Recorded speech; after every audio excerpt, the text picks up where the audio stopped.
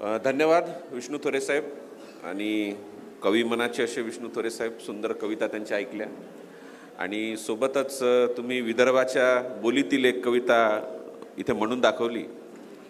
मी मूळचा विदर्भाचा आणि अमरावती जिल्ह्यातला मी, आणि आमचं बालपण हे अनेक अशा म्हणजे कोरडवाहू शेतीत गेलं.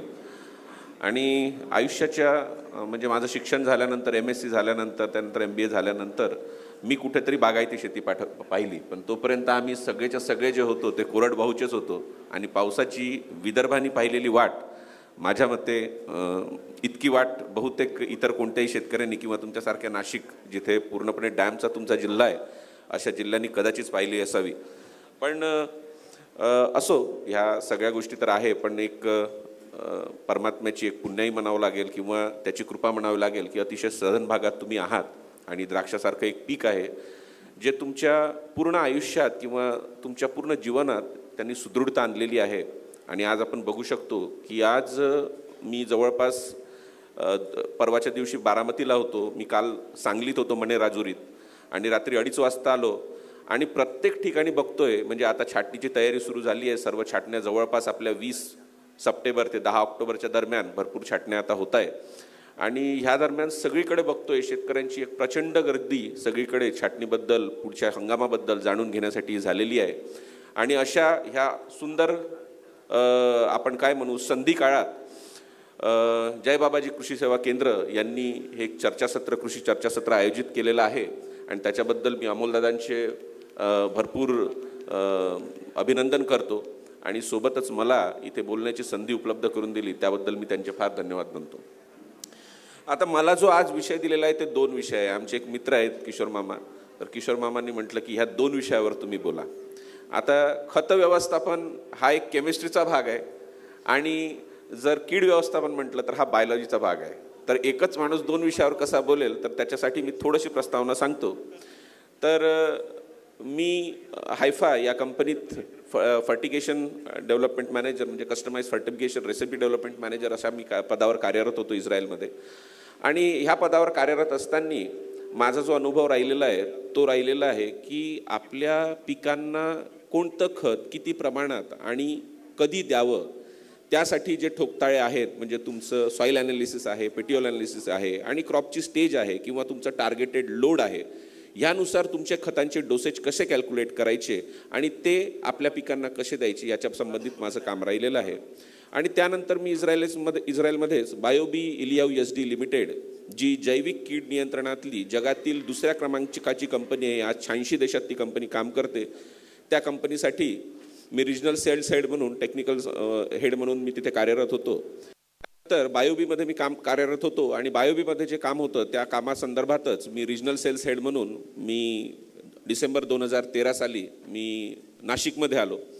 आणि नाशिकमध्ये आल्यानंतर द्राक्षात कीड नियंत्रण किंवा जैविक कीड नियंत्रण किंवा त्याला आपण use of predators and parasites in grape ह्याच्यावर माझं काम राहिलं आहे. मी मिरची, टोमॅटो आणि द्राक्ष तसंच डाळिंब आणि पेरू इत्यादी पिकांमध्ये मी हे काम करत राहिलो.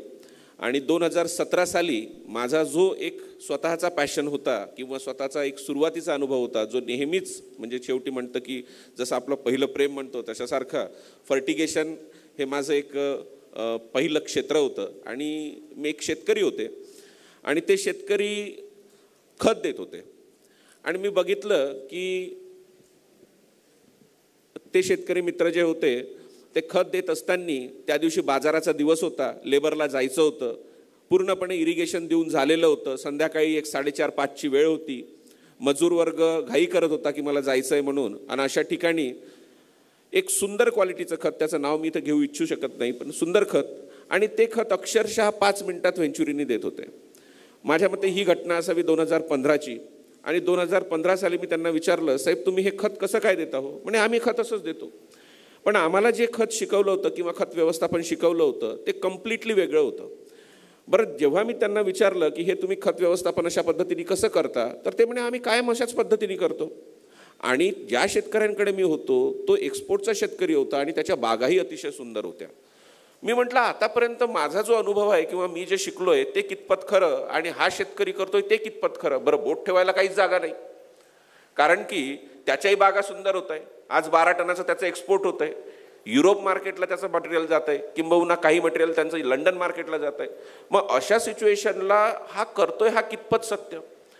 पण मग मला माझ्या स्वतःच्याच याच्यावर थोडासा डाऊट व्हायला लागला आणि मी म्हटलं नाही यार, काहीतरी अडचण असेल. पण त्या सीझनच्या शेवटी त्या शेतकऱ्यांनी मला सांगितलं, साहेब म्हणे आपण सगळी खतं दिली पण यावेळेस माल काही पाहिजे तसा बनलेला नाही, क्वालिटी काही पाहिजे तशी नाही. तेव्हा मला वाटलं नाही हे चूक करत होते. पण आपण म्हटलं की बाबा त्यांच्या सांगण्यावरून आपल्याला असं वाटलं की यांनी सांगितल्यानुसार बागा सुंदर होत आहे, पद्धत चुकते पण बागा सुंदर होत आहे, मग त्याच्यावर मी कुठेतरी थांबलो होतो. पण आता जेव्हा बाग हार्वेस्टिंगचा वेळ आलेली आहे, अशा वेळेस जेव्हा हे रिझल्ट्स मी बघितले, मी म्हटलं नाही इथं कुठेतरी काम करायला पाहिजे. आणि त्यानंतर योग्य फर्टिगेशन प्रणाली कशी असावी किंवा फर्टिगेशन कसं असावं या संबंधात मी काम करणं सुरू केलं. आणि त्यावरून 2018 साली मी ॲग्रिमेशन्स नावाची कंपनी सुरू केली. आणि ह्या कंपनीमध्ये मी खत व्यवस्थापन प्रणाली, विविध खत व्यवस्थापनाची उपकरणे, सोबतच खत व्यवस्थापनासाठी लागणारं योग्य मार्गदर्शन, ह्या तिन्ही गोष्टी आम्ही या कंपनीमार्फत पुरवत असतो. आज जयबाबांच्या व्यासपीठामार्फत मला जे तुम्हाला सांगायचं आहे ते म्हणजे की खत व्यवस्थापन करत असताना आज भयंकर स्टॉल आपण इथं बघतो. काही औषधांचे आहे, काही फर्टिलायझर्सचे आहे, काही इतर काही गोष्टींचे स्टॉल्स इथं आहे. पण सगळ्यात दुर्लक्षित केला जाणारा विषय जर म्हटला तर तो खत व्यवस्थापन आहे. आता मला एक प्रश्न विचारायचा आहे तुम्हा सगळ्यांना. आज जर द्राक्षाचा निर्यातक्षम द्राक्ष जर तुम्हाला करायचे असतील तर तुमचा खर्च हा जवळपास 2,30,000 ते 2,60,000 या दरम्यान बसतो. आणि ह्या दरम्यानमध्ये होणारा तुमचा सगळ्यात कमी जो खर्च आहे, म्हणजे ओव्हरऑल या सगळ्यामध्ये सगळ्यात होणारा कमी जो खर्च आहे तो PGR आहे. म्हणजे आज जर तुम्ही मटेरियलचा विचार केला तर एका एकर द्राक्ष बागायसाठी मी एक्सपोर्टची गोष्ट करतो किंवा लोकलची म्हणूया, लोकलचे खर्च हे तसे वेग आहेत, पण एक्सपोर्टचं एक कॅल्क्युलेटेड गणित आहे. त्याच्या म्हणूया की फक्त 10,000, 8 ते 10,000 हा तुमचा PGRचा स्प्रे आहे. म्हणजे ज्याच्यात आपण डायवोर म्हणूया, CPP म्हणूया, GA म्हणूया, हे सगळं काही आहे. पण हे 10,000चं आपण एखादं रसायन वापरत असू, त्याच्यासाठी आज इलेक्ट्रोस्टॅटिक स्प्रेयर जे 20 ते 25 लाख रुपये ज्याची किंमत आहे ते आपण वापरतो. बघा आपण किती दक्ष आहोत. आज तुमच्याकडे जो टोटल पेस्टिसाइडचा खर्च होतो हा 25 ते 30 हजाराच्या घरात आहे, पण त्याच्यासाठी एक 4-5 लाखाचं ब्लोअर आपण वापरतो. पण आज तुम्ही शेतीसाठी लागणाऱ्या खतांचा जर विचार केला तर खतांचा खर्च हा ॲव्हरेज 40,000 ते 60,000 रुपयाच्या घरात आहे. शेणखत जर तुम्ही टाकत असाल तर परत 40,000 रुपये एकरी तुम्ही त्याच्यात वाढवून घ्या. म्हणजे तुमचा 1 लाख रुपये खर्च जर शेणखत टाकलं नाही तर 40 ते 60,000 रुपये खर्च हा खतांवर होतो. पण खतांवर होणारा हा खर्च आहे हा अतिशय अविचारपूर्वक तिथं केला जातो. तो कशी दिली पाहिजे, किती दिली पाहिजे, केव्हा दिली पाहिजे ह्याबद्दल मी हे म्हणजे अतिशय खात्रीशीरपणे सांगू शकतो की इथे उपस्थित असलेल्या कोणत्याही शेतकरी बंधूंकडे ते का दिलं पाहिजे, कधी दिलं पाहिजे आणि किती दिलं पाहिजे याचं उत्तर नाहीये. तुम्ही खर्च जरूर करताय, सगळेजण हे करताय, पण ते किती दिलं पाहिजे याच्याबद्दलचं एक शास्त्रोक्त उत्तर किंवा तंत्रशुद्ध उत्तर तुमच्याकडे नाहीये आणि हे तुम्हाला कबूल करावं लागेल. मी हे याच्यासाठी म्हणतो की आज मी जेव्हा बागेमध्ये जातोय, फिरतोय किंवा विविध तुमचं सांगली असू द्या, तुमचं बारामती असू द्या, अक्षरशः तुमचं संगमनेर, नारायणगाव भाग असू द्या, कुठेही खत व्यवस्थापनाचा प्रश्न जर विचारला तर म्हटलं साहेब तुम्ही खत कुठं सोडता, कधी सोडता, तर ते म्हणतात साहेब आम्ही स्टेजेस पाहून सोडतो. आणि हेच उत्तर माझ्या मते इकडे सगळीकडे असावं. स्टेजेस पाहून सोडतो म्हणजे काय हो? तुम्ही एखादं पान पाहून त्याला खत किती लागणार आहे हे कसं काय ठरवू शकता? आज मी तुमच्या समोर उभा आहे आणि मला आता किती भूक लागली आहे हे तुम्ही कसं काय ठरवू शकता?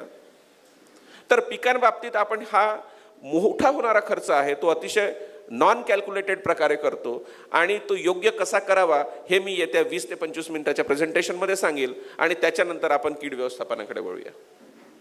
आता मी जसं सांगितलं, आपण जी खतं पिकांना देतो त्याच्यात 2 मुख्य प्रकार आहे. एक मुख्य प्रकार जो आहे तो म्हणजे आपण खतं ही बेसल डोजमधून देत असतो. मूळतः खते ही बेसल डोजमध्ये देण्याच्या मी तत्वशः विरोधात आहे. जिथे हेवी सॉईल आहे, आपल्या सगळ्या जमिनी या हेवी सॉईल आहे. आज जर निफाड भागातली जर आपण जिथे उगाव, निफाड, हे शिवडी या भागात जर बघतो तर हा हेवी सॉईलचा पॅच आहे आणि अशा सॉईलमध्ये तुम्ही जर बेसल डोस देत असाल तर कदाचित तो शास्त्रोक्तरित्या योग्य ठरणार नाही. पण खतं देण्याची 2 पद्धती आहे. एक पद्धत आहे ती म्हणजे बेसल डोजमध्ये देणे आणि दुसरी म्हणजे पाण्यातून देणे. आणि पाण्यातून देणाऱ्या खतांना किंवा पाण्यातून आपण जेव्हा खतं देत असतो तर त्याला आपण फर्टिगेशन असं म्हणतो. मला सांगा किती लोक इथं फर्टिगेशन करतात? हात वर करून सांगितलं तर फार चांगलं होईल. थोडा इंटरॅक्टिव्ह ठेवूया ना माऊली. म्हणजे एक हात फक्त वर दिसतो, इतर कोणतेच लोक खतं सोडत नाही का? कळतंय ना मी काय बोलतोय? तर बघा, माहितीये का ही भीती कशाची आहे की यार सांगितलं तर हा माणूस पकडल, काहीतरी बोलल आणि मग मला वाटेल की हा माझ्याच बद्दल बोलतोय बरं का. पण तसं नाहीये. एक लक्षात घ्या, मी तुमच्याच बद्दल बोलायला आलेलो आहे. मला कुठं माहित आहे? आणि मी जे बघतोय रोजच्या दैनंदिन जीवनात तेच तुम्हाला सांगायचा प्रयत्न करतोय. पण त्याच्यासाठी तुम्ही एक जर सांगितलं की हो बाबा मला हा त्रास आहे, तर मी त्या त्रासावर उपचार सांगू शकेल. पण जर त्रासच नसेल तर कदाचित हे आवरावं लागेल, मला निघून जावं लागेल. बरोबर आहे ना?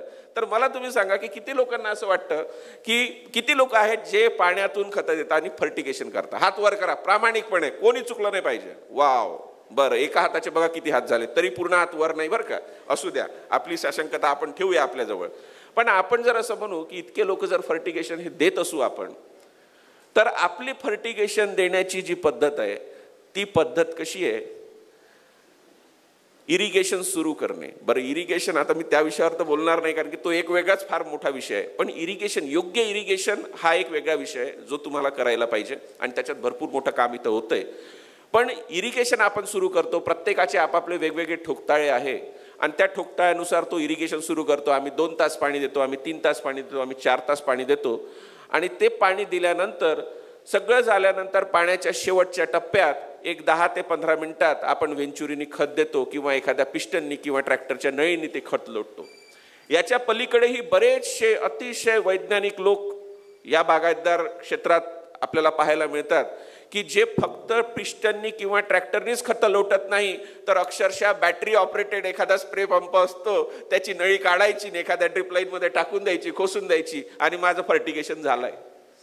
त्याच्यानंतर आणखी आहे की बाबा तुमच्या जी मोटर आहे, मोटरच्या फुटवॉल जवळ एक नळी लावतात खाली, बरोबर आहे ना, आणि त्यांनी फर्टिगेशन करणारे लोक आहेत. बरं, आता एक लक्षात घ्या, इतके सगळे प्रकार आहे. आता फर्टिगेशन म्हणायचं कशाला? 5 मिनिटात खतं देणारे आहे, वेंचुरीने देणारे आहे. काही लोक तर असे आहे की साहेब आम्ही फक्त खतांची गरज पिकांना आहे, पाऊस खूप झालाय, खताचे डोस माझे मिस होत आहे म्हणून फक्त 5 मिनिटाचं पाणी द्यायचं आणि त्याच्यातच खत सोडून मोकळवायचं, अशी पद्धत आहे. ह्या सगळ्या पद्धती आपल्याकडे आहेत आणि आपण सगळेजण अतिशय हुशार आहोत. आपल्याला कशाची गरज नाही माझ्यापासून, कारण की भारत हा उन्नत आणि हुशार लोकांचा देश आहे बरं का. परदेशातले लोक फार मूर्ख आहेत. त्यांना जर सांगितलं तुम्ही इथून इथं जा, तिथं जातील आणि तिथं जाऊन उभे राहतील, परत काहीच करणार नाही. पण माझा भारतीय व्यक्ती इतका हुशार आहे की इथून तिथपर्यंत जायचं जर म्हटलं तर त्याच्यानंतर तिथं गेल्यानंतर आता काय करायचं तर तिथं संधी शोधतो काहीतरी करायची. तो शांत बसत नाही. इतके हुशार आपल्याकडे लोक आहे. तर त्याच्यामुळे काय होतं की आपण नवीन नवीन पद्धती आपल्या खतांसाठी, खतं देण्यासाठी किंवा सोयीसाठी ह्या नवीन नवीन काढत असतो. पण वास्तविकता ही आहे, मला जे सांगायचं आहे ते म्हणजे तंत्रशुद्ध खत व्यवस्थापन किंवा फर्टिगेशन म्हणजे काय. पाण्याच्या प्रत्येक थेंबात खतं देणे याला आपण फर्टिगेशन म्हणतो. आपण जे फर्टिगेशन आज करतोय हे फर्टिगेशन करतोय का, म्हणजे जर व्याख्या जर धरली तर पाण्याच्या प्रत्येक थेंबात खतं देणे म्हणजे फर्टिगेशन. पण आपण जे आता 5 मिनिटात, 7 मिनिटात, 2 मिनिटात, 10 मिनिटात आणि काही लोक त्याच्यापैकी आम्ही आधी 1 तास पाणी सोडतो, मध्ये खतं सोडतो, नंतर परत 1 तास खते सोडतो, पाणी सोडतो. म्हणजे आपापल्या पद्धतीने खतं देण्याच्या आपण ह्या प्रणाली केलेल्या आहे. पण ह्या प्रणालीत योग्य पद्धत कोणती? फर्टिगेशनची जी सायंटिफिक व्याख्या आहे ती अशी आहे की पाण्याच्या प्रत्येक थेंबात खतं देणे याला आपण फर्टिगेशन म्हणतो. म्हणजे फर्टिलायझर अप्लिकेशन विथ इरिगेशन, याला ह्या दोन, इरिगेशन आणि फर्टिलायझर या दोघांचा कॉम्बिनेशन म्हणजे फर्टिगेशन हा शब्द इथे तयार झालेला आहे. तर आपण जर ह्या फर्टिगेशनच्या व्याख्याला धरून जर सुरुवात करतो म्हटलं तर आज आपण जेवढेही लोक, माझ्या मित्रबंधूंनी जेवढेही हात वर केलेले आहे ह्यापैकी कोणीच फर्टिगेशन करत नाही. किती लोक असे आहे जे पाण्याच्या प्रत्येक थेंबात खतं देतात? करा हात वर. म्हणजे विचार करा, आपण आपल्या द्राक्ष बागेसाठी लागणाऱ्या खर्चापैकी 20% ते 25% खतांवर खर्च करतो, पण ती योग्य पद्धतीने जात आहे का किंवा योग्य पद्धतीने दिली जात आहे का याच्यावर आपण कोणताच विचार करत नाही. बरं, प्रमाण किती याच्यावर नंतर येऊ. पण आज मुळात जी आपली चुकते ती म्हणजे पद्धत. आपल्याकडे योग्य पद्धत नाही आहे फर्टिगेशनची, आणि ती पद्धत तुम्हाला लक्षात घेतली पाहिजे. ती म्हणजे योग्य पाण्यात किंवा योग्य पाण्याच्या प्रत्येक थेंबात खतं देणे, याला आपण फर्टिगेशन म्हणतो. आता फर्टिगेशन करत असताना पाण्याच्या प्रत्येक थेंबात का दिलेली आहे? कारण की पिकांची जी मुळे आहे त्या मुळांपर्यंत संपूर्ण मुळांच्या कक्षेत पाणी गेलं पाहिजे, हा माझा उद्देश असतो. बरोबर आहे ना? बरोबर आहे. कारण की मुळं कशासाठी दिलेली आहे पिकांची? ती पाणी ओढायसाठी मुळं दिलेली आहे. आज जर तुमचा द्राक्षाचा घड घेतला तर त्याच्यात तुम्हाला 90% ते 92% हे पाणी दिसतं. हे पाणी कुठून आलं? मुळांनी उचललेलं जे पाणी आहे ते पाणी घडापर्यंत पोचलं, आणि ह्या घडांचं वेट राहावं, हा घड तयार व्हावा किंवा माल तयार व्हावा, ह्यासाठी आपण पाणी देत असतो. आणि पिकांच्या मुळींच्या पूर्ण कक्षेत हे पाणी गेलं पाहिजे, याच्यासाठी आपण इरिगेशन करतो. बरं, आता खतं देत असताना खतं पिकांमध्ये शिरायचा एकमेव मार्ग जो आहे तो आहे फक्त आणि फक्त पाणी. पिकांना वेगळे काही हात आहेत का हो, की आज मला खत घ्यायचं आहे, चलो खत खाएंगे, आज मला पाणी घ्यायचं आहे, चलो पाणी पिएंगे, आज मला PGR घ्यायचं आहे, मला PGR, असं काही नाही आहे. तुम्हाला पिकांमध्ये काहीही पोचवायचं असेल तर ते फक्त तुम्ही पाण्यामार्फतच पोचू शकता. पाणी जर तुमचं पिकांमध्ये गेलं तर त्याच्यासोबत तुम्ही खत द्या, औषध द्या, विष द्या, रंग द्या, जे द्यायचं असेल ते द्या, पिकांना काहीच सेन्स नाही. किंवा एखादा हेवी मेटल द्या, एखादा लीड आर्सेनिक सारखा घटक द्या, इव्हन रेडिओ ॲक्टिव्ह घटक द्या, तो पिकांमध्ये जाणार आहे. कारण की पिकांना फक्त पाण्यात विद्राव्य असलेल्या गोष्टी घेणंच माहिती आहे. म्हणून पाण्याच्या प्रत्येक थेंबात खतं देण्याचं गरज का आहे? कारण की जिथून पाणी घेतलं जाते त्या पाण्यासोबतच एखादी गोष्ट पिकांमध्ये जाऊ शकते, आणि जर तुम्ही पाण्याच्या प्रत्येक थेंबात तुमची खतं मिसळत नसाल तर ती खतं तुमची जमिनीतच राहतात किंवा लिच आउट होऊन जातात. त्याची उपलब्धता किंवा त्याची उचल पिकांकडून होत नाही. म्हणून पाण्याच्या प्रत्येक थेंबात खतं देण्याची गरज आहे. इथपर्यंत क्लिअर आहे सगळ्यांना? ओके. पहिली गोष्ट लक्षात ठेवा, पाण्यात विद्राव्य गोष्टीच पिकांना उपलब्ध होऊ शकतात. ज्या गोष्टी पाण्यात विद्राव्य नाहीत त्या गोष्टी पिकांना उपलब्ध होतील का? होतील का? असं समजा की मी उद्या डाळीचं पीठ कालवलं आणि ते मी पाण्यात कालवून दिलं, पीठ विद्राव्य आहे का हो? पीठ घेतलं जाईल का पिकांकडून? जी गोष्ट पिकांमध्ये विद्राव्य आहे किंवा जी गोष्ट पाण्यामध्ये विद्राव्य आहे तीच गोष्ट पिकांकडून उचलली जाऊ शकते. बरेच लोक आहे की DAP ची निवळी इथं देतात. आता DAP हे वॉटर सोल्युबलच नाही, ते सायट्रिक ऍसिड सोल्युबल आहे. मग आता DAP ची निवळी आपण जवळपास मी तर म्हणतो 50% लोक तर इथं देताच देत आहे.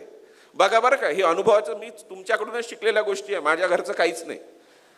DAP ची निवळी आपण देतो, पण विचार करा की हा जर समजा DAP वॉटर सोल्युबलच नाहीये तर त्याची निवळी ही किती कार्यक्षम होत असेल हो. बरं, ती निवळी तयार करण्यासाठी आपण प्रयत्न किती करतो. रात्रभर तिला ठेवायचं, त्याच्यात थोडंसं सल्फ्युरिक ऍसिड टाकायचं, ते गाळायचं, तिचा गाळ बाहेर काढायचा, तिचं वरचं काढायचं, चोथा फेकून द्यायचा, आणि हे सगळं आपण DAP ची निवळी करायसाठी करतो.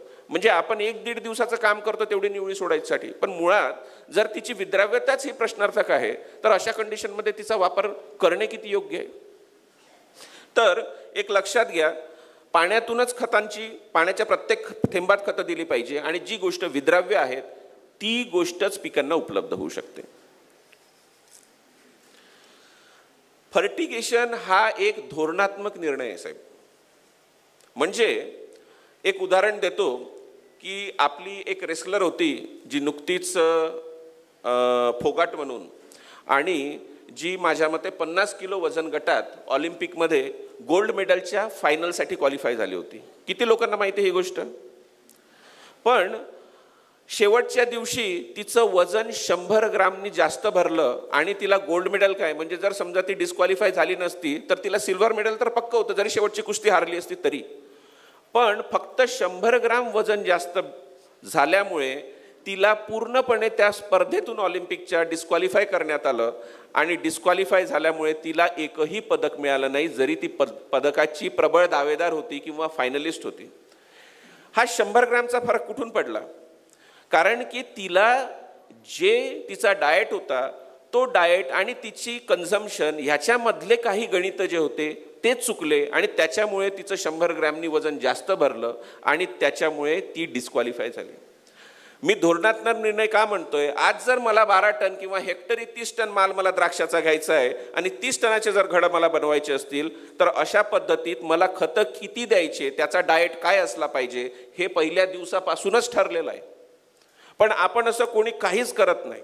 म्हणजे फर्टिगेशन हा धोरणात्मक निर्णय आपल्याला स्वीकारच नाही. आज पानं दिसले त्याचा फोटो काढायचा, मित्राला पाठवायचा, आमच्यासारख्या गध्या माणसांना पाठवायचा आणि साहेब आज काय करू किंवा दादा आज काय करू. अहो, एक लक्षात घ्या की तुमचं पीक तुमच्या जवळ आहे, तुमची माती तुम्हाला माहिती आहे, तुम्ही वजन किती घेणारा माहित आहे, तुमची छाटणीची तारीख माहिती आहे ना. आमच्यासारख्या मूर्खाला काय माहिती आहे हो त्या गोष्टीचं? आणि तुम्ही आम्हाला फोटो पाठवून काय करता त्या फर्टिगेशनचं? आणि आम्ही काय सांगणार? आम्हाला येतं काय? आम्ही पाहिलं काय तुमच्या पिकातलं?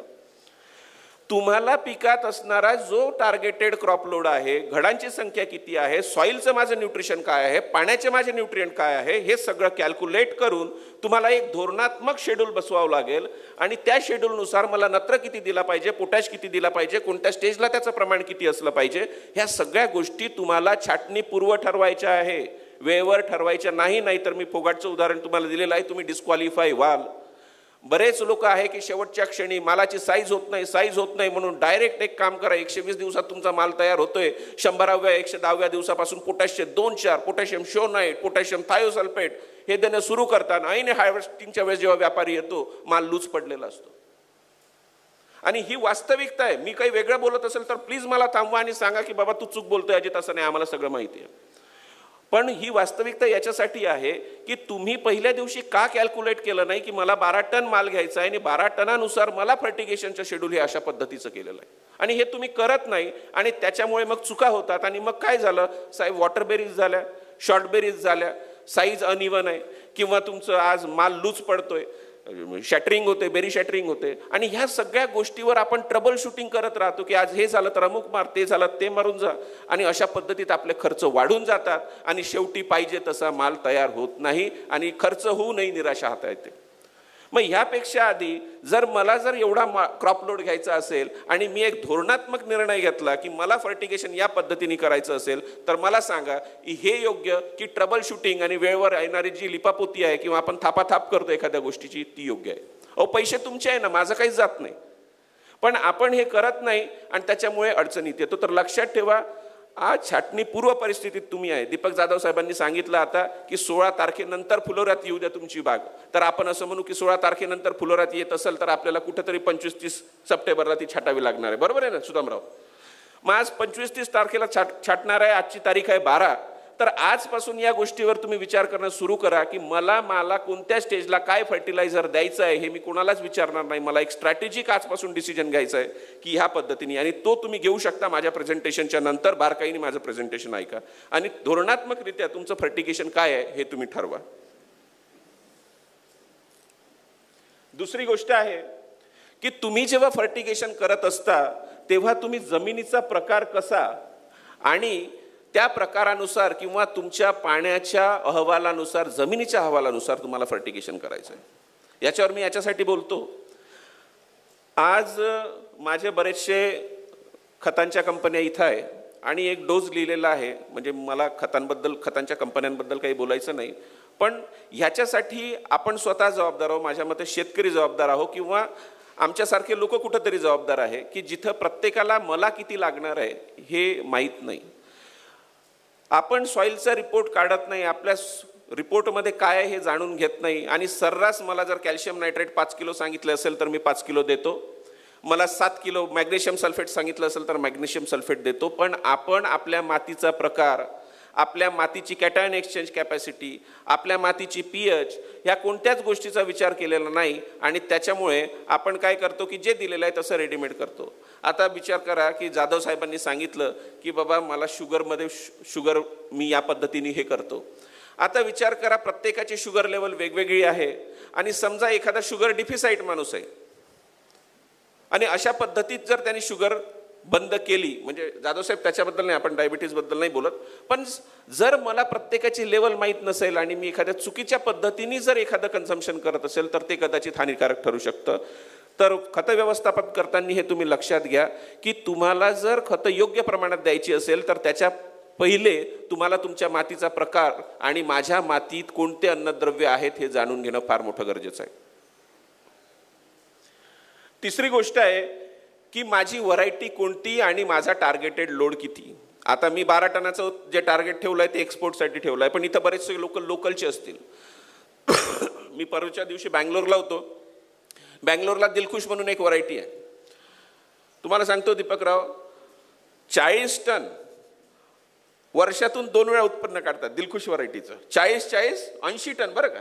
आंबट आहे ती व्हरायटी बिलकुल, म्हणजे ती कोण खातं काय माहीत, पण मार्केट आहे. 20 रुपये किलोनी विकल्या जाते.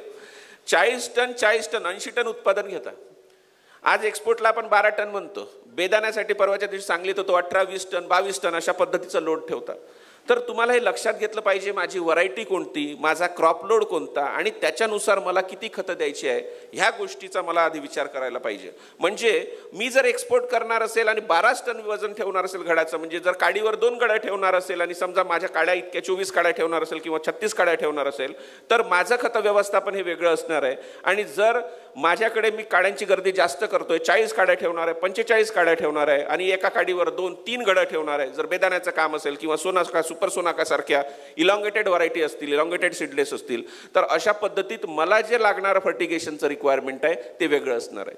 म्हणजे माझी फ्लेम आहे तर फ्लेमसाठी माझी रिक्वायरमेंट वेगळी आहे, नाना जम्बो आहे तर माझी वेगळी आहे, माझी रिक्वायरमेंट वेगळी आहे. पण आता जर इम्पोर्टेड व्हरायट्यासारख्या म्हणून आपण ॲलिसियन आहे, टिम्को आहे, अशा पद्धतीच्या व्हरायट्या म्हटल्या तर याच्यासाठी खताची लागणारी रिक्वायरमेंट ही वेगवेगळी आहे. तर खत व्यवस्थापन करताना किंवा एक धोरणात्मक निर्णय घेताना सगळ्यात पहिले तुम्हाला ठरवावं लागेल की माझा जमिनीचा प्रकार कोणता, माझी व्हरायटी कोणती आणि मला उत्पादन किती घ्यायचं आहे. परत एक लक्षात घ्या, उत्पादन किती घ्यायचं आहे हे तुम्हाला ठरवावं लागेल आणि त्याच्यावरूनच तुम्हाला तुमचं फर्टिगेशन किती आहे हे लक्षात घ्यावं लागेल. आणि ही गोष्ट मी सांगितलेली आहे. मला लॅपटॉप देता येईल का इथं काही? मला थोडंसं वाचायला थोडंसं त्रास होतो. ओके. तर पाण्यात विद्राव्य गोष्टी ह्याच पिकांना उपलब्ध होतात आणि ही गोष्ट मी सांगितलेली आहे. बरं, ह्या 4 गोष्टी तुम्हाला क्लिअर आहे आतापर्यंत सांगितलेल्या? काय अडचण नाही? आता खत व्यवस्थापन करताना सगळ्यात महत्त्वाची जी गोष्ट आहे ती म्हणजे तुमचं पाणी व्यवस्थापन. खत व्यवस्थापन जर योग्य पाणी व्यवस्थापन तुम्ही करत नसाल, आपल्या मनानुसार पाणी देत असाल, टँकनुसार पाणी तुम्ही कॅल्क्युलेट करत नसाल, तुमच्याकडे सॉईलचा फिजिकल रिपोर्ट नसेल, अशा परिस्थितीत तुम्ही देणारं जे खत व्यवस्थापन आहे किंवा तुम्ही देणारं जे खत आहे त्याच्या उपलब्धतेवर खूप मोठी शंका उपलब्ध होते. म्हणून योग्य इरिगेशन ही पहिली गोष्ट आहे. तुम्हाला फर्टिगेशन नीट करायचं असेल तर, जर तुमचं इरिगेशन योग्य नसेल तर फर्टिगेशन हे योग्य होऊ शकत नाही. कारण की मी आधीच सांगितलेलं आहे, योग्य इरिगेशन म्हणजे काय की पिकांना उचलता येण्यासारखं पाणी त्याच्या मुळांच्या कक्षेत देणं हे गरजेचं आहे. आणि खतं तेव्हाच उचलले जातील जेव्हा पाणी उचललं जाईल. जर तुम्ही पाणी जर तुमच्या पिकांकडून उपलब्ध होत नसेल किंवा उचलल्या जात नसेल तर तुमची खतंही उचलल्या जाणार नाही. कारण की खतंही फक्त आणि फक्त पाण्यावाटेच पिकांमध्ये जाऊ शकते. दुसरी जी महत्त्वाची गोष्ट आहे म्हणजे माती परीक्षण अहवाल. किती लोक आहेत जे माती परीक्षण अहवाल करतात? लवकर आपल्याला वेळ नाही, पुढचं भरपूर आहे. एवढ्याच लोकांचं माती. अहो, आपण ज्याच्यावर खर्च करतो, तुम्ही खर्च करता का नाही, ही आपण ज्या गोष्टीवर खर्च करतो त्याचा खर्च ताळेबंद लिहून ठेवतो. मग तो खर्च का करतो याचं काही कारण लागेल ना. मी इतकं किलो खत सोडतोय, का सोडतोय? माती परीक्षणाचा फिजिकल केमिकल, मातीचा फिजिकल आणि केमिकल अहवाल, पाण्याचा आणि फिजिकल अहवाल केला तर हा फक्त 3000 रुपयात एका चांगल्या लॅबमधून करता येतो तुम्हाला. पण मी 40,000चे 50,000चे खतं देतोय, पण आजपर्यंत मी माती परीक्षणाचा अहवाल करत नसेल तर ह्याला काय उपयोग आहे? नक्कीच तुम्ही जर ह्या 30,000 रुपयाच्या खतांसाठी, 40,000च्या खतांसाठी एक 3,000 रुपयाचा रिपोर्ट काढला ना, तर त्याच्यानंतर मी सांगतो रिपोर्ट काढल्या तुमचे 3,000 रुपये त्याच दिवशी तुम्ही कमी करू शकता. कारण की तो रिपोर्ट तुम्हाला दाखवेल, तो आरसा आहे तुमच्या जमिनीचा की मला किती खत द्यायचं आहे, आणि त्याच दिवशी तुमची खतांची लागणारी क्वांटिटी आहे हे कमी होऊ शकते.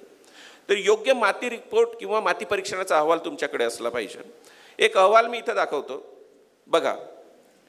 हा माती परीक्षणाचा एक अहवाल आहे. आता ह्या माती परीक्षणाच्या अहवालमध्ये काय दिसतं हो तुम्हाला?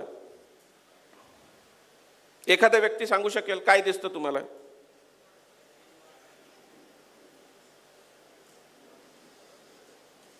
एखादा व्यक्ती सांगा. एक तरी उत्तर अपेक्षित आहे बरं. काय दिसतंय बघ, हा अहवाल आहे, मी सांगतो तुम्हाला मग नंतर समजावून, पण काय दिसतंय याच्यातून तुम्हाला?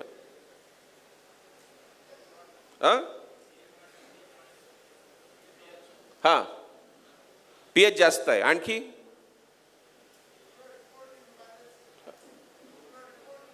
पूर्ण रिपोर्टिंग बॅलन्स आहे. बर, आता पाण्याचा किंवा मातीचा जेव्हा रिपोर्ट आला, एखाद्याने मी सांगितलं रिपोर्ट करा, सगळ्यांनी रिपोर्ट आणले किंवा काढले. आणलेला रिपोर्ट नीट वाचायला शिका. आपण आणलेला जो रिपोर्ट आहे त्याच्यात सगळ्यात जास्त किंवा सगळ्यात कन्व्हिन्सिंग गोष्ट काय आहे? रिपोर्ट आला, आपण आज मातीचं सॅम्पल दिलं, 4 वेळा लॅबला फोन केला, कधी देता आमचा रिपोर्ट, कधी देता आमचा रिपोर्ट, छाटणीची तारीख जवळ आलेली आहे. आला रिपोर्ट, आणि रिपोर्ट आल्या आल्या पहिले आपली नजर जाते काय कमी आहे, आणि माझं जे कमी असेल ते मी कसं देऊ, त्याच्यासाठी कोणतं बॅग आणू, कोणत्या प्रकारचं खत आणू, पॉलिसल्फेट आणू, अशा प्रकारचं आणू, हाय ग्रेडचं आणू, लो EC आणू, ह्या सगळ्या काही गोष्टीवर विचार होतो. पण काय जास्त आहे किंवा काय बघायला पाहिजे याच्यावर आपण विचार करत नाही. मित्रांनो बघा, एक वेळा तुमचं खत तुमच्या जमिनीत गेलं, त्यानंतर तुमचं काहीच नियंत्रण त्या खतावर नाहीये. त्या हंटर घेऊन त्या पिकाला सांगू शकत नाही, काल मी बॅग आणली होती 0.60-20ची, 4,700 रुपयाची बॅग झाली, उचलच आता मी सोडली फार मेहनतीने. सांगू शकता का असं तुम्ही? किंवा त्या जमिनीला सांगू शकत नाही, धरून ठेवायचं की बाई आता तू सोडायचं नाही, हे खत मेहनतीने आणलेलं आहे मी. तुमचं कोणतंच नियंत्रण त्या खतावर नाहीये, त्या जमिनीवर नाहीये, त्या पिकावर नाहीये. तुम्ही फक्त खत देऊ शकता, पण त्याची उपलब्धता, त्याची होणारी उचल ही पूर्णपणे आधारित आहे तुमच्या मातीच्या केमिकल स्वरूपात किंवा त्याच्या केमिकल प्रोफाईलवर, तुमच्या इरिगेशनवर, तुमच्या खतांच्या दिलेल्या फॉर्मवर आणि पिकाच्या स्टेजवर. तुम्ही दिलं असेल, पण ते घ्यायचं की नाही ह्या ठरवणाऱ्या काही वेगळ्या गोष्टी आहे, आणि त्या गोष्टी तुम्हाला माती परीक्षणाच्या अहवालातून कळतात. आणि थोडक्यात तो अहवाल कसा वाचायचा हे मी तुम्हाला समजून सांगतो. आता बघा की ह्या रिपोर्टमध्ये ज्या गोष्टी आपल्याला अडचणीच्या वाटतात किंवा ज्या गोष्टीवर विचार व्हायला पाहिजे त्या गोष्टी कोणकोणत्या आहे. आज जर तुम्ही पाहिलं तर इथे या जमिनीची जमिनीचा जो pH आहे तो किती आहे? 8.6. 8.6 जर तुमचा pH असेल तर तुम्हाला आता खतांचं बघायचंच नाही, पहिले तुम्हाला जमिनीचा pH व्यवस्थापन करण्याची गरज आहे. तुम्हाला जमिनीचं रिक्लेमेशन करणं गरजेचं आहे, तिचं रिज्युनेशन करण्याचं गरजेचं आहे. खतं देऊन इथे फायदा होणार नाही, कारण की तुमचा जर pH हा स्लाइटली ॲसिडिक टू न्यूट्रल नसेल तर, स्लाइटली ॲसिडिक टू न्यूट्रल म्हणजे काय, जर तुमचा pH हा 6.5 ते 7च्या घरात जर नसेल तर तुमच्या अन्नद्रव्याची, विशेष करून फॉस्फरस, मॅग्नेशियम, फेरस आणि इतर मायक्रोन्यूट्रिएंट याची उचल तुमच्या पिकांकडून होणार नाही. त्याचं कारण मी पुढे सांगणार आहे प्रेझेंटेशनमध्ये. मग माती परीक्षणाचा रिपोर्ट आल्यानंतर ह्या सॉईलमध्ये सगळ्यात गरजेची जी गोष्ट आहे ती म्हणजे ॲसिड डोजिंग करणं. पण ह्याचा विचार कोणीच करत नाही. अहो काय ॲसिड डोजिंग करायचं कसं, ते आणायचं कसं, त्याला लागणारी मशीन आणायची, अमुक करायचं ढमुक करायचं, ह्याच्यापेक्षा एक काम कर, जाऊ द्या काय कमी असेल ना आपण जास्त देऊ, अशा पद्धतीत देऊन आपण मोकळं होतो. पण मित्रांनो ते सोल्युशन नाही आहे. तुम्हाला जे सोल्युशन करायचं आहे तो त्याच्या pH व्यवस्थापन करणं आहे. तुम्ही बघा या मातीची कॅटायन एक्सचेंज कॅपॅसिटी ती 46 मिली इक्विव्हॅलंट पर 100 ग्राम आहे. म्हणजे 100 ग्राम जर तुमची माती असेल तर त्याच्यात 46 मिली इक्विव्हॅलंट, थोडक्यात जर सांगायचं झालं, आता कॅल्क्युलेशनसाठी 46 हा 23 गुणिले 2 म्हणजे 46 बनतात, आणि 23 हे मॉलिक्युलर वेट आहे सोडियमचं, त्याच्यामुळे 1 मिलीमोल जर तुम्ही घेतला सोडियमचा तर फक्त सोडियमचे 2 मोल म्हणजे जवळपास असं समजा की 2.3 आणि 2.3 4.6 ग्राम एवढा सोडियम इथं अपटेक होऊ शकतो. म्हणजे जरी तुम्ही सोडियम, म्हणजे सोडियम अपटेक होणं ही चांगली गोष्ट नाही, पण मी कॅल्क्युलेशनमध्ये मला सोडियम सुचला म्हणून मी तुम्हाला सांगतो. म्हणजे एवढंच उचललं जाऊ शकतं. आता याच्यापेक्षा जास्त देऊन तुम्हाला काहीच फायदा नाही, किंवा त्या मातीमध्ये ती उचलण्याची मुळात क्षमताच नाही. तर म्हणून आपल्या जमिनीची क्षमता काय आहे याच्यावरून आपलं खत व्यवस्थापन कसं करायचं हे आपल्याला ठरवावं लागेल. त्याच्यासाठी सॉइल रिपोर्ट नीट वाचणं शिका. पुढची जी गोष्ट आहे ती म्हणजे पाणी, आणि मी जसं सांगितलं होतं पाणी आणि जमिनीचा pH. पाणी आणि जमिनीचा pH हा तुमचा स्लाइटली ॲसिडिक रेंजमध्ये असला पाहिजे. आता याच्यासाठी आपण काय करतो, पहिले तर जेव्हा आपण जमीन तयार करतो, नवीन बाग असेल किंवा बागेची छाटणी व्हायची असेल किंवा खरड छाटणीचा कालावधी असेल, पाऊस पडायचा असेल, अशा पद्धतीत तुम्हाला जमिनीमध्ये जिप्सम टाकणं हे गरजेचं आहे. आणि जमिनीमध्ये तुम्ही जिप्सम टाकल्यामुळे जमिनीची पीएच कमी होते. किती लोक आहे जे जमिनीमध्ये जिप्सम टाकतात किंवा टाकायचा प्रयत्न करतात? Very good, nice. दुसरा प्रश्न मी आणखी विचारतो, किती जिप्सम टाकता हो? जिप्सम टाकता बरोबर, किती टाकता हो? किती? 4 क्विंटल एकरी. बोला. 4 क्विंटल असेल, 2 क्विंटल असेल, पैसे जास्त झाले मागच्या वर्षी खूप, म्हणून कोणी लोकांनी 1 टनही टाकलेलं असेल, असू शकतं. पण जिप्सम किती टाकायचं याच्यासाठी काही ठोकताळे आहे. जर आता हा रिपोर्ट पाहिला तर इथे बघा, खालून 16 नंबरवर दिलेला आहे सोडियम हा 332 ppm आहे. ओके, मग मला जिप्सम किती टाकायचं हे जर ठरवायचं असेल तर मला काय करावं लागेल की हा फॉर्म्युला वापरावा लागेल. हा फॉर्म्युला लक्षात घ्या, स्लाइडचा तुम्ही फोटो काढू शकता की माझा 332 ppm हा सोडियम आहे. 332 त्याला सेंटीमोल, 1 मोल मी मगाशी सांगितलेलं होतं 2.3 मल्टिप्लाइड बाय 100 230.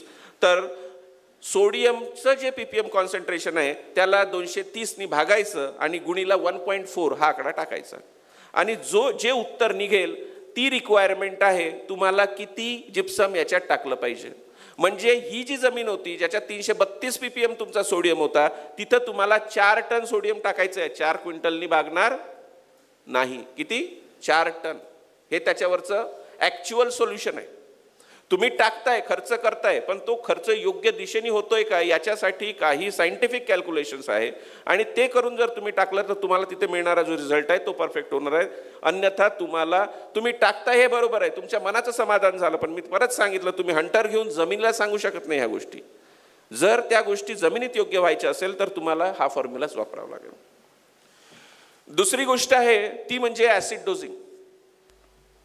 ॲसिड डोजिंग म्हणजे काय की जमिनीचा किंवा जमिनीच्या मुळांच्या कक्षेत येणाऱ्या पाण्याचा, ज्याला आपण न्यूट्रिएंट सोल्युशन म्हणतो किंवा सॉइल सोल्युशन म्हणतो, म्हणजे जे पाणी पिकांकडून उचललं जातं, ज्याच्यात आपल्या पूर्ण अन्नद्रव्याची मिश्रण झालेलं असतं, अशा पाण्याचा पीएच हा स्लाइटली ॲसिडिक असायला पाहिजे. आणि ह्याच्यासाठी तुम्हाला पीएच करेक्शन करणं गरजेचं आहे. आणि पीएच करेक्शनसाठी तुम्हाला लागणारी जी गोष्ट आहे ती म्हणजे ॲसिड डोजिंग. ॲसिड डोजिंग करताना जर कॅल्शियम कार्बोनेट कंटेंट हे तुमचं 3% जास्त असेल तर तुम्ही सल्फ्युरिक ॲसिड वापरणं गरजेचं आहे. आणि सल्फ्युरिक ॲसिडचा वापर करताना तुमच्याकडे योग्य प्रणाली असणे गरजेचं आहे.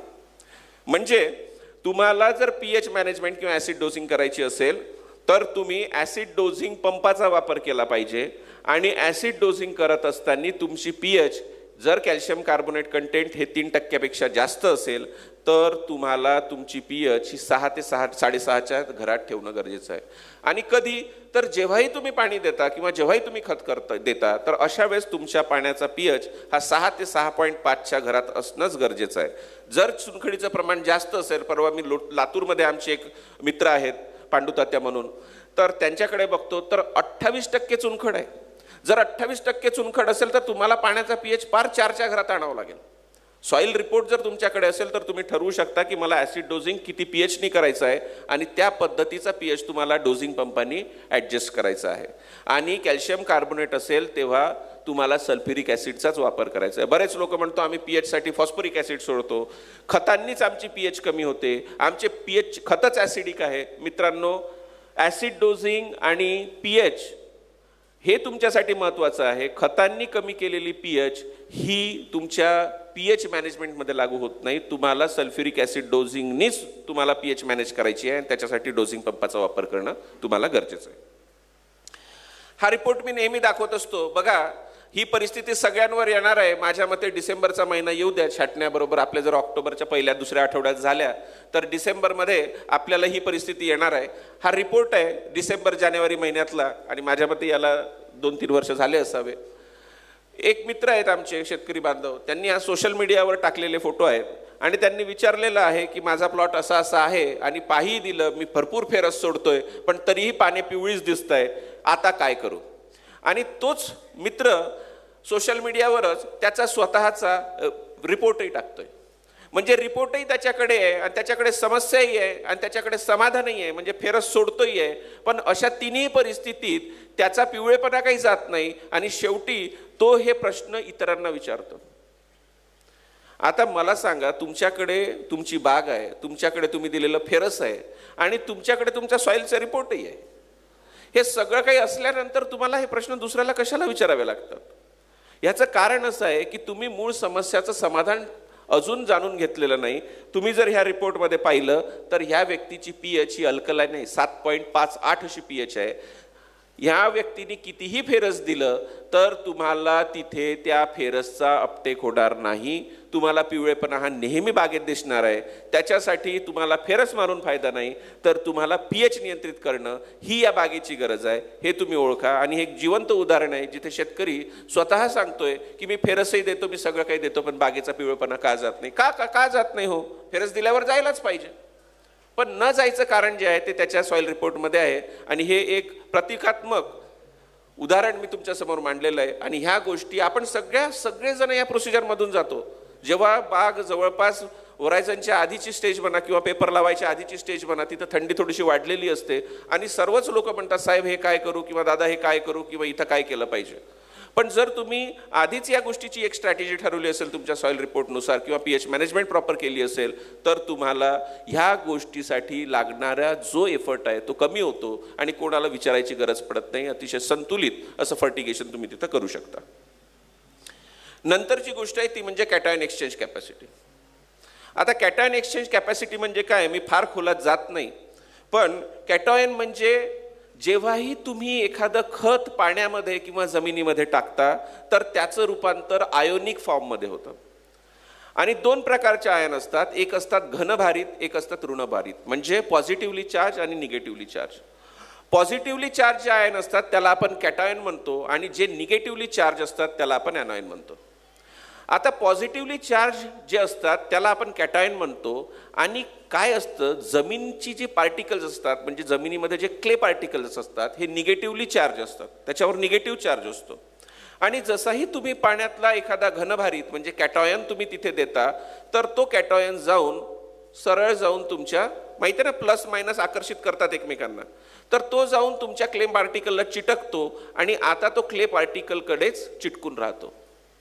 आता जमीन जर त्याची कॅटायन एक्सचेंज कॅपॅसिटी म्हणजे तो कॅटायन सोडायची तिचा जो गुणधर्म आहे तो जर कमी असेल, म्हणजे कॅटायन एक्सचेंज कॅपॅसिटी कमी असेल, तर ती जमीन तुम्ही दिलेला कॅल्शियम डायपॉझिटिव्ह जो आहे तो सोडणार नाही, तो तिथेच जमिनीला चिटकून राहील.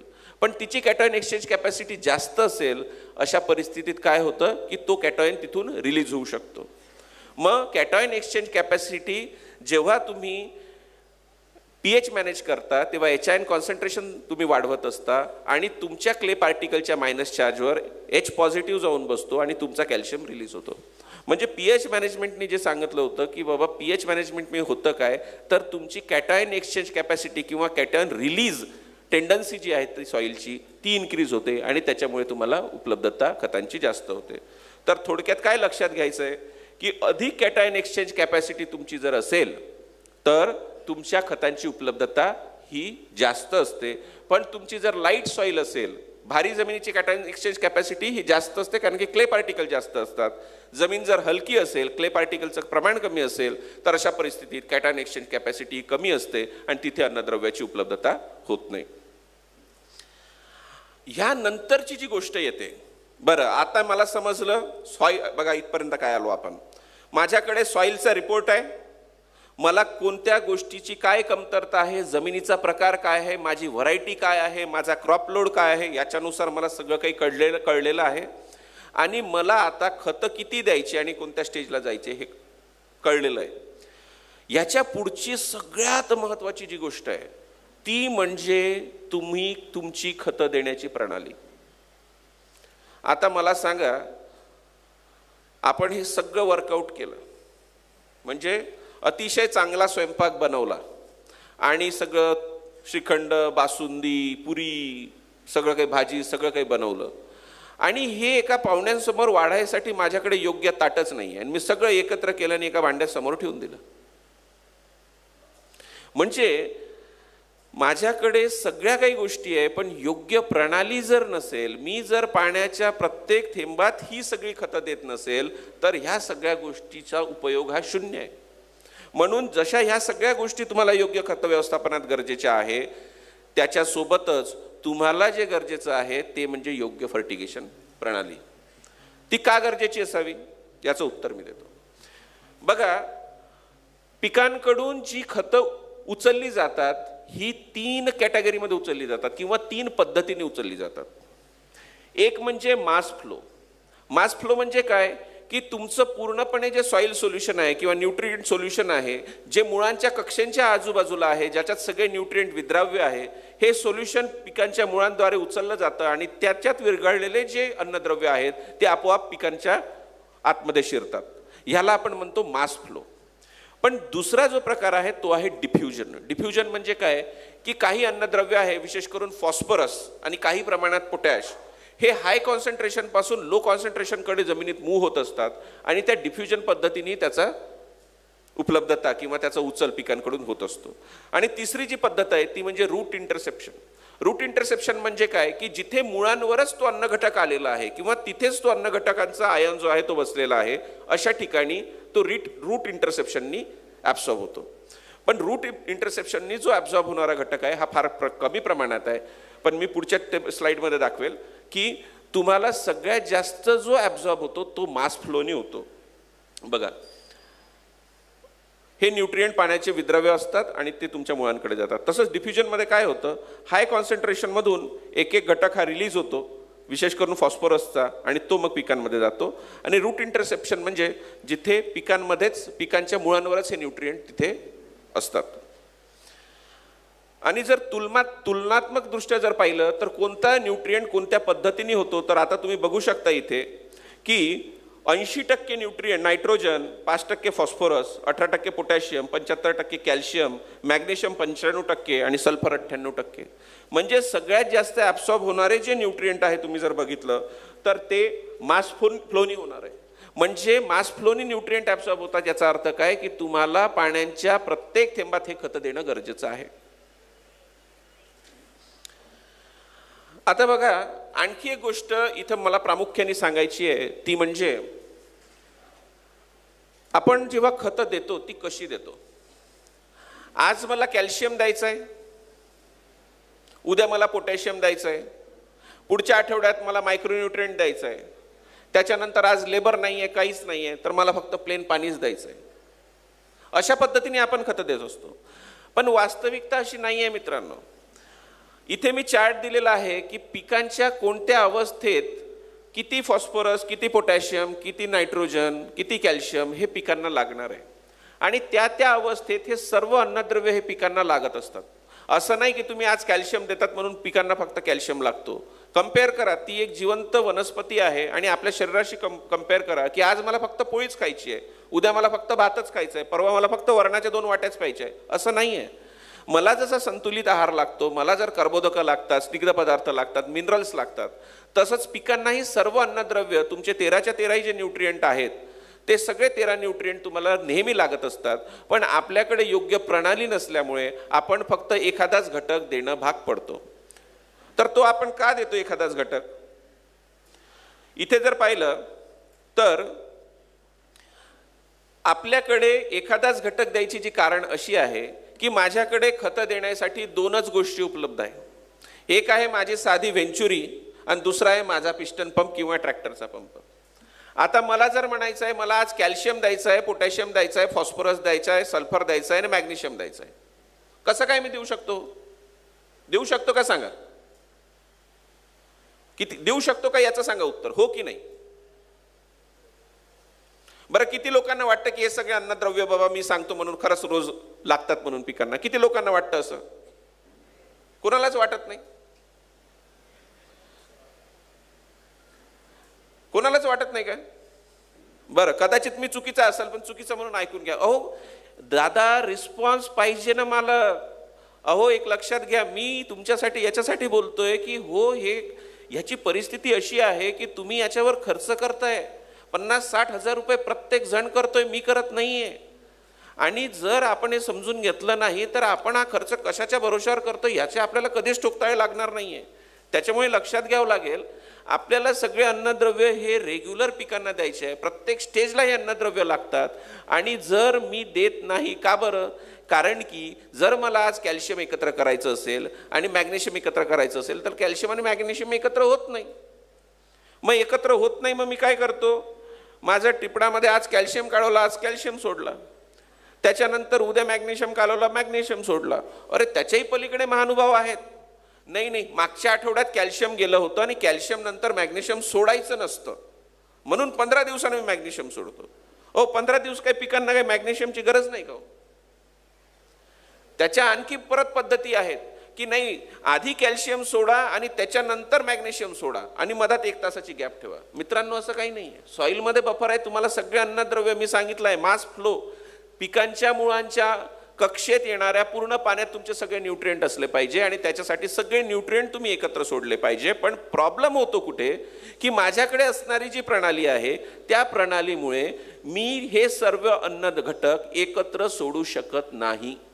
आणि तुमच्या 40-50 हजाराच्या खताला, म्हणजे आज जर एखादा बागायतदार आहे ज्याचा 2-4-5 एकर बाग आहे, जो 2-2.5 लाख रुपयाचे खत दरवर्षी विकत घेतो, तो फक्त त्या 1000 रुपयाच्या व्हेंचुरीमुळे त्या सगळ्या खतांची कार्यक्षमता घालून बसतो.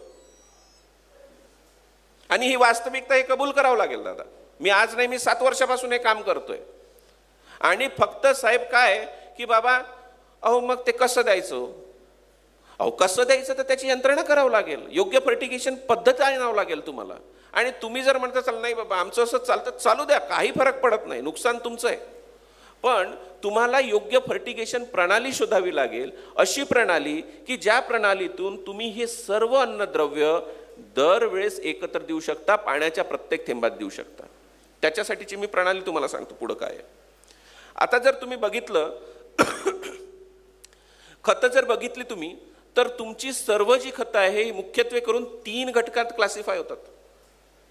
एक आहे नायट्रेट, एक आहे फॉस्फेट आणि एक आहे सल्फेट.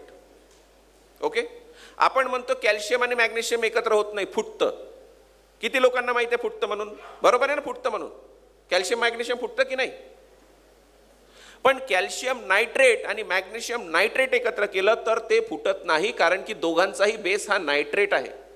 पण कॅल्शियम नायट्रेट असेल आणि मॅग्नेशियम सल्फेट असेल तर ते नक्कीच फुटणार आहे, कारण की नायट्रेट आणि सल्फेट हे कॉम्पॅटिबल नाहीये. म्हणजे नायट्रेट स्वरूपातले खतं म्हणजे calcium nitrate, potassium nitrate. Calcium nitrate सोबत तुम्ही पोटॅशियम सल्फेट घेतलं किंवा SOP घेतलं तर ते फुटायचे चान्सेस आहेत. पण तुम्ही कॅल्शियम नायट्रेट सोबत जर पोटॅशियम नायट्रेट घेतलं तर ते फुटणार नाही. तर नायट्रेट, सल्फेट आणि फॉस्फेट हे 3 ग्रुप आहेत. तुम्ही 3 टाक्या करा, ज्याच्यात योग्य प्रमाणात ही खतं मिसळा. जो तुमचा स्ट्रॅटेजिक किंवा धोरणात्मक फर्टिगेशनचा निर्णय असेल त्यानुसार तुम्ही तुमची ही खतं 3 टाक्यात मिसळा आणि 3ही टाक्या एकत्र करून पाण्याच्या प्रत्येक थेंबात सोडा. आणि हे सोडणं कसं शक्य होईल? जर व्हेंचुरीने म्हटलं तर ते शक्य होणार नाही, कारण की माझी व्हेंचुरी 10 मिनिटात सोडून मोकळं होईल. परत मी जरी टाक्या 3 केल्या असेल तरी मला जमणार नाही, किंवा पिस्टन पंपाने जमणार नाही. मग अशा वेळेस तुम्हाला काय करावं लागतं? तर तुम्हाला फर्टिगेशन सिस्टमचा वापर करावा लागतो. आज प्रत्येक शेतकऱ्याकडे फवारणीसाठी लागणारा एक ब्लोअर आहे. प्रत्येक शेतकरी हा PGR साठी ESS वापरतो. प्रत्येक शेतकऱ्याकडे एक ड्रिप सिस्टम आहे. प्रत्येक शेतकऱ्याकडे एक ट्रॅक्टर आहे, त्याच्यासाठी खतं टाकायसाठी किंवा शेणखत टाकायसाठी ट्रॉली आहे, स्लरीच्या टाक्या केलेल्या आहे, भयंकर यंत्रणा केलेली आहे. पण जी सगळ्यात महत्त्वाची गोष्ट आहे ती म्हणजे फर्टिगेशन, आणि त्याच्यासाठी तुमच्याकडे कोणतीच यंत्रणा नाही. मित्रांनो, एक लक्षात घ्या, ही गरज आहे जिथं तुम्हाला आता योग्य फर्टिगेशन प्रणाली ही प्रत्येक शेतकऱ्याची गरज म्हणून आपण याच्याकडे पाहणं गरजेचं आहे. नवीन व्हरायटी आलेल्या आहेत, त्याचे शेड्यूल्स प्रॉपर आहेत आणि फार काळ लागणार नाही. एक 3-4 वर्षात कम्प्लिटली ह्या सगळ्या गोष्टी रिप्लेस होणार आहे आणि नवीन प्रोटोकॉल असणार आहे. तिथे कोणतेही प्रोटोकॉल किंवा गडबड गोंधळ करून चालणार नाही. अशा ठिकाणी तुम्हाला फर्टिगेशन सिस्टम असणं हे गरजेचं आहे. फर्टिगेशन सिस्टमचं काम काय आहे की ह्या फर्टिगेशन चॅनलला 3 व्हेंचुरीज असतात. ह्या व्हेंचुरी वेगळ्या प्रकारच्या असतात, तुमच्या साध्या व्हेंचुरी नसतात. 3 व्हेंचुरी असतात ज्या 3 टाक्यांना कनेक्ट करण्यात येतात आणि मला कोणत्या टाकीतून कोणतं खत किती सोडायचं आहे. म्हणजे माझं जर 4 तासाचं इरिगेशन आहे तर 4 तासाच्या इरिगेशनमध्ये मला जर 200 लिटरचं द्रावण सोडायचं आहे तर हे 200 लिटरचं द्रावण ताशी 50 लिटर प्रमाणे सोडणं गरजेचं आहे मला. तुम्ही त्याच्यावर सेट करा ताशी 50 लिटर टाकी क्रमांक ए, टाकी क्रमांक बी मधून ताशी 50 लिटर आणि टाकी क्रमांक 3 मधून 50 लिटर असं त्याच्यावर जर तुम्ही सेट केलं तर तुम्हाला हे फर्टिगेशन पाण्याच्या प्रत्येक थेंबात सर्व अन्नद्रव्य एकत्र देणं शक्य आहे। आणि याच्यासाठी लागणाऱ्या फर्टिगेशन सिस्टम्स या बाजारात उपलब्ध आहे, आमच्याकडे उपलब्ध आहे, तुम्ही कोणाकडूनही घेऊ शकता, त्याच्याबद्दल काही वाद नाही। पण फर्टिगेशन सिस्टमकडे तुम्ही जे बघितलं पाहिजे ते म्हणजे काळाची गरज किंवा योग्य फर्टिगेशनमध्ये सर्वात महत्त्वाचा जो घटक आहे तो म्हणजे फर्टिगेशन सिस्टम। आणि फर्टिगेशन सिस्टमकडे तुम्ही आता फार पॉझिटिव्हली लक्ष देणं गरजेचं आहे। आपण खतांच्या बाबतीत पॉलिफॉस्फेट किंवा महत्त्वाच्या ग्रेड किंवा कस्टमाइज ग्रेड्स किंवा आणखी काही स्पेशालिटी ग्रेड्स याचा विचार करतो, पण त्याची जर प्रणाली योग्य नसेल तर तुम्हाला त्याचं उपलब्धता किंवा त्याचं पिकांकडून होणारी उचल याच्यावर फार मोठं प्रश्नचिन्ह तयार होतं। त्याच्यामुळे वेळ आलेली आहे मित्रांनो की आता जिथं आपण एखादा ट्रॅक्टर किंवा एखादा स्प्रेयर किंवा आता एखादं लागणारी यंत्र ही जर आपल्याकडे काय आहे, डिपिंगसाठी लागणाऱ्या घोड्या आहेत, डिपिंगसाठी लागणारे कप आहेत, हायड्रोजन सायनामाइडसाठी लागणारे कपडे, ह्या सगळ्या गोष्टीचा आपण विचार करतो, पण खत व्यवस्थापनासाठी लागणारी एक योग्य प्रणालीचा विचार आपण करत नाही। तर योग्य खत व्यवस्थापन जर करायचं असेल तर फर्टिगेशन ही अत्यंत गरजेची आहे आणि त्याचा विचार होणं तुमच्याकडून गरजेचं आहे। त्याच्यात ऑटोमेशनही आहे, तुम्ही ऑटोमॅटिक करू शकता, मॅन्युअल करू शकता, ह्या सगळ्या गोष्टी उपलब्ध आहेत मार्केटमध्ये। पण तुमची गरज ऑटोमेशन आहे की तुमची गरज ही फर्टिगेशन सिस्टम आहे, ही तुम्ही ओळखा। एखादा जर शेतकरी 5-10 एकराच्या वरचा शेतकरी असेल तो निश्चितपणे ऑटोमॅटिक जाऊ शकतो, कारण की प्रत्येक बागेचं खत व्यवस्थापन तंत्रशुद्ध पद्धतीने तो मॅन्युअली तिथं उभं राहून करू शकत नाही, अशा वेळेस तो ऑटोमेशनचा विचार जरूर करू शकतो। पण जो 1-2 एकराचा शेतकरी आहे, 1-3 एकराचा शेतकरी आहे, ज्याला खत व्यवस्थापन करायचं आहे त्यांनी ऑटोमेशनच्या नादी लागायचं काहीच कारण नाही। तुम्ही एक मॅन्युअल फर्टिगेशन मध्ये जाऊ शकता, तुम्हाला योग्य फर्टिगेशन करणं गरजेचं आहे, आपली गरज ओळखा आणि त्याच्यानुसार योग्य सिस्टम तुम्ही निवडू शकता। तर मी तुम्हाला ज्या गोष्टी सांगितल्या त्याच्यातल्या ज्या महत्त्वाच्या गोष्टी होत्या त्याच्यावर मी येतो की आपल्याला जे लागणार आहे ते म्हणजे योग्य इरिगेशन खत व्यवस्थापन करत असताना। दुसरी गोष्ट म्हणजे माती परीक्षणाचा अहवाल जो आपल्याला काढायचाच आहे आणि तो योग्य रीतीने वाचायचा आहे। तो वाचल्यानुसार एखाद्या ॲग्रोनॉमिस्टला तुम्ही दाखवा आणि मला ह्या व्यासपीठावरून सांगायचं आहे की जर तुम्हाला योग्य खत व्यवस्थापन करायचं असेल तर ॲग्रीमेशन ही कंपनी आमच्या अनुभवानुसार आणि आमच्या एक्सपर्टीजनुसार तुम्हाला तुमच्या माती परीक्षणाच्या आणि पानदेठ अहवालाच्या नुसार खत व्यवस्थापनाचं योग्य शेड्यूल तुमच्या व्हरायटीनुसार आणि तुमच्या पिकानुसार या सीझनला देत आहे। आम्ही निवडकच फार्मर यावर्षी सिलेक्ट करतोय, पण जर तुमचा प्रतिसाद योग्य असला तर आम्ही व्यापक यंत्रणा त्याच्यासाठी तयार करू शकतो आणि योग्य फर्टिगेशन शेड्यूल हे तुम्हाला देण्याचा आमचा प्रयत्न राहील यावर्षी। त्याच्यामुळे तुम्ही माती परीक्षणाचा जर अहवाल केला तर आम्ही फर्टिगेशन शेड्यूल, कोणतं खत स्ट्रॅटेजिक धोरणात्मक दृष्ट्या तुम्हाला कोणत्या स्टेजला किती द्यायचं आहे हे तुम्हाला आम्ही देणार आहोत। त्याच्यासाठी तुम्हाला माती आणि पाणी परीक्षण अहवाल काढणं योग्य गरजेचंच आहे। सोबतच 20, 40, 60, 80 म्हणजे छाटणीपासून 20 दिवस, 40 दिवस, 60व्या दिवशी आणि 80व्या दिवशी तुम्हाला पानदेठ परीक्षण अहवालही हा काढायचा आहे। आणि हा सगळा जर तुम्ही आता खर्च जर बघितला तर 3000 अधिक 4000 अशा 7000 रुपये तुमचा हा सगळा अहवाल काढण्याचा खर्च जातो। आणि याच्यात तुमचं खतांची जी बचत होते ही मित्रांनो 40% आहे। 40% खतांची बचत। आज विचार करा, जो माझा 50,000 रुपयाचा खर्च आहे तो सरळ सरळ मी एक 20,000 कमी करू शकतो, 30,000 आणू शकतो। आणि याच्यासाठी मला फार थोडं काम करायचं आहे, कदाचित हे 1 वर्ष करायचं आहे। त्याच्यामुळे ह्याच्यावर तुम्ही लक्ष ठेवा। त्याच्यानंतर पाणीचा पीएच मॅनेजमेंट, तुम्हाला खत व्यवस्थापन करत असताना ॲसिड डोजिंग करण्याची गरज आहे। जिथे कॅल्शियम कार्बोनेटचं प्रमाण हे 3%पेक्षा अधिक आहे तिथे सल्फ्युरिक ॲसिडचं डोजिंग करणं हे गरजेचंच आहे। आणि जिथे तुमचं कॅल्शियम कार्बोनेटचं प्रमाण हे 10%पेक्षा जास्त असेल तुम्ही तिथे ॲसिड डोजिंगनी 5.5 ते 6चा पीएच तुम्ही तिथे नियंत्रित करा, तुम्हाला खत उपलब्धतेत भरपूर मोठा बदल दिसून येईल। आणि शेवटी योग्य फर्टिगेशन प्रणाली ही खूप महत्त्वाची आहे मित्रांनो। त्याचा विचार हा एक महत्त्वाची वस्तू किंवा आपल्या बागेसाठी लागणारं एक अतिशय गरजेचं उपकरण अशा स्वरूपात व्हायला पाहिजे। त्याच्यामुळे तुम्ही योग्य फर्टिगेशन प्रणाली किंवा तुमची जी उपलब्ध आता सध्याची फर्टिगेशन प्रणाली असेल याच्यात बदल करणे ही काळाची गरज आहे आणि ह्या सगळ्या गोष्टीवर तुम्ही लक्ष देणं गरजेचं आहे। तर याच्यानंतर मी जो दुसरा विषय म्हणजे हा आता केमिस्ट्री झाला, दुसरा विषय मी बायोलॉजीचा घेणार आहे, एंटमॉलॉजीचा. आणि त्याच्यामध्ये जर काही प्रश्न फर्टिगेशनवर असतील तर तुम्ही विचारू शकता आणि मग आपण दुसऱ्या एक 15 मिनिटाचं सेशन आहे आणि त्याच्यावर आपण सुरुवात करूया. तर काही प्रश्न असतील तर आपण घेऊया. बरोबर आहे ना अमोल सर? येस.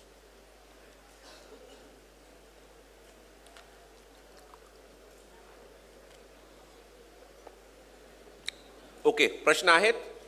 प्रश्न नाहीत म्हणजे एकतर सगळंच समजलं नाही तर काहीच समजलं नाही. बरोबर आहे ना? म्हणजे आता मी काय म्हणजे वक्ते हो, तुम्ही आपल्या पद्धतीने याचा काय सारांश असेल तो काढून घ्या. आम्हाला एकतर सगळंच समजलं आहे असं समजा किंवा आम्हाला काहीच समजलेलं नाही आहे असं समजा. ठीक आहे, मी पॉझिटिव्ह विचार करतो आणि सगळं समजलं असं गृहीत धरतो आणि त्याच्यावर तुमच्याकडून काही कृती होईल अशा अपेक्षेने पुढचं प्रेझेंटेशन माझं सुरू करतो. बरं, आता दुसरी जी महत्त्वाची गोष्ट आहे ती म्हणजे क्रॉप प्रोटेक्शन. बघा, मी तुम्हाला आधीच सांगितलं की माझा जो अनुभव राहिलेला आहे तो राहिलेला आहे खत व्यवस्थापन सोबतच कीड नियंत्रण या क्षेत्रात.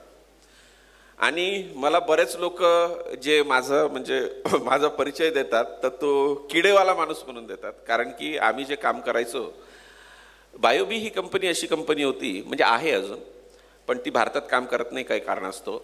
पण त्या कंपनीचं जे तंत्रज्ञान होतं ते असं होतं की जिथे तुम्हाला रेसिड्यूच्या अडचणी आहे आणि यावेळेस सगळ्यात मोठी बेल तुमच्यावर आहे. कारण की तुम्हाला माहित आहे इमिडाक्लोप्रिडचं काय झालेलं आहे, MRL किती होती आधी? 0.5. आता ती 0.001 वर आलेली आहे. म्हणजे आता तुम्हाला 11व्या दिवसानंतर ड्रेंचिंगचा पर्याय नाही बरं का मिलीबगसाठी. तर एक्सपोर्टसाठी बोलतोय मी. तर MRL जेव्हा तुम्हाला चॅलेंजिंग असतात तर निसर्गात काही नैसर्गिक सोल्युशन्स हे विश्वकर्म्यांनी इथं तयार केलेले आहे. आणि एक सस्टेनेबल ॲग्रिकल्चरमध्ये जिथे एखादी जर कीड, म्हणजे निसर्गाचा नियमच आहे, more is a diversity more is a stability. जितका जास्त विरोधाभास असेल, असं विचार करा उद्यापासून जर सगळे लोक सत्यवान झाले, आपण सत्ययुगात गेलो, जग नाही चालणार. महाभारतात जर कौरवांचा रोल नसता तर माझ्या मते कशाला महाभारत झालं असतो? काय केलं असतो अर्जुनाने? काय सिद्धांत दिला असता कृष्णाने? सांगा मला. पण हे लक्षात घ्यावं लागेल की तिथे शकुनीसारखंही एक पात्र पाहिजे, तिथं कौरवासारखाही एक माणूस पाहिजे, एक विद्वान विदुरासारखाही माणूस पाहिजे, एक सुंदर अर्जुनही पाहिजे आणि त्या सगळ्यांना जोडून ठेवणारा श्रीकृष्णासारखा एक सुंदर व्यक्ती पाहिजे. तर त्याच्यामुळे लक्षात घ्या की निसर्गाने हे सगळीकडेच ठेवलेलं आहे. आपण म्हणतो सत्ययुग सत्ययुग, पण सत्ययुग माझ्या मते सत्ययुग युगाचा काही स्टोरीज आपल्याकडे नाही. सत्ययुग होतं असं आपण म्हणतो कारण की जर सगळं सत्ययुग झालं तर स्टोरी असणारच नाही, कारण की सगळंच चांगलं होईल ना. तिथं कुठं भांडण होणार नाही, तंटे होणार नाही, एकमेकांना सांगायला काही गोष्टीच नसणार आहे. तसं निसर्गाने काय केलं आहे की एक विरोधाभासी एक विश्व तयार केलेलं आहे, ज्याच्यात काय ठेवलं आहे की माणसंही ठेवलेले आहे आणि कीटकही ठेवलेले आहे, माणसावर येणाऱ्या आजारांचे विषाणू आणि जीवाणूही ठेवलेले आहे, तेच त्याच्यावर नियंत्रण करणाऱ्या काही संसाधनही आपल्या निसर्गातच ठेवलेले आहे. तसंच आम्ही जे काम करायचो ते आम्ही काय करायचो की कीड नियंत्रण जी करायची ती मित्र कीटकांचा वापर करून कीड नियंत्रण करायचं. आणि बायोबी ही जगातल्या दुसऱ्या नंबरची सगळ्यात मोठी कंपनी होती, जिथं इस्रायलमधून मित्र कीटक यायचे आणि ते तुमच्या असणाऱ्या इथल्या किडींना खाऊन त्याचं नियंत्रण करायचे, जेणेकरून तुम्हाला तिथे पेस्टिसाइड्स किंवा कोणत्याही प्रकारचे रासायनिक गोष्टींचा फवारणी करायची गरज नाही. तर त्याच्यामुळे मी इन्सेक्ट्सवर थोडासा इथे बोलेल. तर मी टेक्निकल गोष्टीत जात नाही, पण एक लक्षात घ्या, थोडक्यात ठेवू. हे पूर्ण जे किंगडम आहे किंवा पूर्ण जी सृष्टी आहे, आपण असं म्हणतो की आपल्या शेतीचा जो इतिहास आहे दादा, सगळ्यांना किती माहिती आहे का आपला इतिहास किती जुना आहे? इसवी सन पूर्व जवळपास 2300 BC ह्या दरम्यान महाभारत घडलेला आहे. ओके, म्हणजे आज जो लिखित स्वरूपातला जो आज महाभारताचा जो उल्लेख मिळतो म्हणजे इसवी सन पूर्व 2300, म्हणजे आधीचे 2700 ना आताचे 2000 असं जर धरलं तर जवळपास हे 2000 साल आणि ते 2700, म्हणजे जवळपास 4700 ते 5000 साल आधी तुम्हाला महाभारताचा उल्लेख मिळतो. आणि त्याचं जे कंपायलेशन आहे, म्हणजे आपण प्री वैदिक आणि उत्तर वैदिक जर पिरियड म्हटला तर तो BC म्हणजे ज्याला आपण म्हणू की 600 BC म्हणजे जिथं आपण व्यासांचा वगैरे उल्लेख येतो आणि तिथूनच मग उपनिषदांची सुरुवात होते आणि त्याच्यानंतर 8व्या शतकात म्हणजे इसवी सन नंतर 8व्या शतकात तुम्हाला आदि शंकराचार्यांनी तिथं भगवद्गीता दिलेली आहे किंवा गीतेचा उल्लेख येतो. शेतीचा जो झालेला सुरुवात आहे, शेतीची सुरुवात ही आजपासून 10,000 वर्ष आधी झालेली आहे. 10,000 वर्ष आधी म्हणजे फार आधुनिक आहे. जवळपास 3.5 लाख कोटी वर्षापूर्वी पृथ्वीची उत्पत्ती आहे आणि जवळपास जर तुम्ही पहिलं जीवसृष्टीचे जर उत्पादन पाहिलं इथे म्हणजे पृथ्वीवर पहिला जो जीव आला हा जवळपास 2.5 लाख कोटी वर्षानंतर आहे आणि मानवाची जर उत्पत्ती पाहिली तर ही फार नाही 4 लाख कोटी वर्षाआधी सेपियन्सची सुरुवात तुम्हाला दिसेल. म्हणजे आपण त्याला मला आता एक्झॅक्ट टर्म आठवत नाही, म्हणजे आपला फार आधुनिक आहे आणि शेतीचा तर फक्त 10,000 वर्षाचा आहे. पण जे कीटक आहेत ते कीटक हे माणसाच्या आधीपासून आणि पृथ्वीच्या निर्माणाच्या काही काळानंतरच तयार झालेले आहे. म्हणजे विचार करा आपण किती वर्षापासून कीटकांची गोष्ट करतोय. आणि मी नेहमी सांगत असतो काय दुर्दैव आहे हो आपलं की आपण 2 गोष्टी आजपर्यंत करू शकलो नाही. ते म्हणजे की शेती न करता असा विचार करा, आज सोलर पॅनल लागले, आपण घरात लाईट लागतो आपल्या, असे काही हिरवे पॅनल जर आले असते जे आपण घरावर ठेवून दिलेले असते, त्याच्यात क्लोरोफिल नावाचं तंत्र एखादा घटक असता आणि त्याच्यातून एक पाईप लाईन आणली असती आणि नळ उघडला की पीठ आलं असतं. पण आज एक क्लोरोफिल सारखी छोटीशी गोष्ट आपण तयार करू शकलो नाही, हे आपलं दुर्दैव आहे. कारण की निसर्ग आपल्याला तितकं गोष्ट जायची परमिशन देत नाही. सोबतच आपण एवढे वर्ष झाले कितीतरी केमिकल आणले, कितीतरी गोष्टी झाल्या, कितीतरी मोहीम राबवल्या गेल्या, काहीतरी केलं, पण साधा मच्छर मारू शकलो नाही हो. विचार करा ना. म्हणजे आज किती पिढ्या गेल्या असतील. आज बाबा आहेत म्हणजे आता हे माझ्या वडिलांच्या वयांचे आहेत आणि इतके वर्ष झाले आपण साधा मच्छर मारू शकलो नाही, हे किती दुर्दैव असेल. आणि आज इतक्या कंपन्या आहेत आणि आपण इन्सेक्टचा विचार करतो. आज असं म्हणतात की जगात असं एस्टिमेटेड आहे की 1 ट्रिलियन म्हणजे 100 कोटी ओके इतक्या स्पीशीज आहे. म्हणजे आपण काहीतरी 84 कोटी योनी तर आपल्या याच्यातच उल्लेख आहे, 84 लाख योनी तर आपल्या याच्यातच आहे. पण आजपर्यंत फक्त 18 लाख स्पीशीज ह्याच डिस्कवर झालेले आहे आणि त्याच्यापैकी एक मोठा भाग म्हणजे एक 40% स्पीशीज ह्या कीटकांच्या आहेत. आणि त्या कीटकांपैकी इतके मोठे कीटक, इतके मोठे त्यांचे क्लासिफिकेशन, त्याच्यापैकी 4 ते 5 मुख्य कीटकच फक्त आपल्याला त्रास देतात. बाकी कीटक आपल्या द्राक्षबागेसाठी किंवा पिकांसाठी काही एवढे महत्त्वाचे नाही. म्हणजे विचार करा आज पेस्टिसाईडचं मार्केट किती असेल माहीत आहे तुम्हाला? म्हणजे माझा आकडा जर चुकत असेल तर भारतात पेस्टिसाईडचं मार्केट हे जवळपास 70 ते 80 हजार कोटीचं आहे. 70-80 हजार कोटीचं मार्केट हे फक्त बिचारा 4-5 कीटकांच्या मागे लागलेलं आहे. आज जर हे सगळे कीटक जर मारायचे झाले तर काय माहित काय करावं लागेल. बहुतेक अणुबॉम्बच तयार करावं लागेल आपल्याला. पण तसं होणार नाही, आपण मारू शकत नाही. तर म्हणून आपल्याला एक लक्षात घेतलं पाहिजे की कीटकांचं व्यवस्थापन करताना जर तुम्ही कोणाला मारायचा प्रयत्न कराल तर काही काळासाठी ती गोष्ट थांबू शकते, पण सृष्टीने तिला अधिकार दिलाय जगायचा. जर ती फिटेस्ट असेल, डार्विनचा सिद्धांत आहे फिटेस्ट विल सर्वाईव्ह, तर ती सर्वाईव्ह होणारच आहे. काही कालानंतर तिची निर्मिती पुन्हा होणार आहे. म्हणून हे लक्षात घ्या की एखाद्या गोष्टीला मारायचा प्रयत्न तुम्ही करू नका, तिचं नियंत्रण करा जेणेकरून मला त्रासदायक नसावी. बाकी तिने जगलं तर मला काही प्रॉब्लेम नाही, पण तिने जगलंच नाही पाहिजे आणि तिला मारून टाकायचा हा जर तुमचा प्रयत्न असेल तर कदाचित तुमचा हा प्रयत्न चुकतोय आणि भविष्यात तुम्हाला त्रासदायक ठरेल. हीच गोष्ट आपल्या थ्रिप्स सोबत झाली. लक्षात घ्या. आज थ्रिप्स येऊच नये म्हणून आपण काय नाही मारला. लक्षात घ्या मागचा सीझन चांगला झाला, पण त्याच्या मागच्या सीझनमध्ये थ्रिप्ससाठी काय वापरलं गेलं? म्हणजे अक्षरशः गोचिडांचं औषध तुम्ही थ्रिप्ससाठी वापरलं. आता घ्या बरं, मागच्या वर्षीपासून चिलीवरच्या थ्रिप्स कंट्रोल होत नाही, आता औषधच उरलं नाही आहे तुमच्याकडे. वास्तविकता आहे ही तुमच्याकडे. म्हणून तुम्ही जर ती आलंच नाही पाहिजे असा जर विचार करत असाल तर त्याचं तुम्हाला उत्तर मिळणार नाही किंवा कदाचित तुम्ही ते करू शकणार नाही. कारण की माणसाच्या उत्पत्तीच्या आधी कीटकांची निर्मिती झालेली आहे, त्याच्यामुळे तुम्ही तिला संपवू शकत नाही. तिला फक्त तुम्हाला त्रासदायक ती ठरू नये, म्हणजे इकॉनॉमिक इंजुरी लेवल तुम्हाला त्रासदायक ठरायच्या प्रमाणाच्या खालच्या लेवलला तिला ठेवा. एवढाच आपला प्रयत्न आपण कीटकांबद्दल केला पाहिजे. आता मी थोडक्यात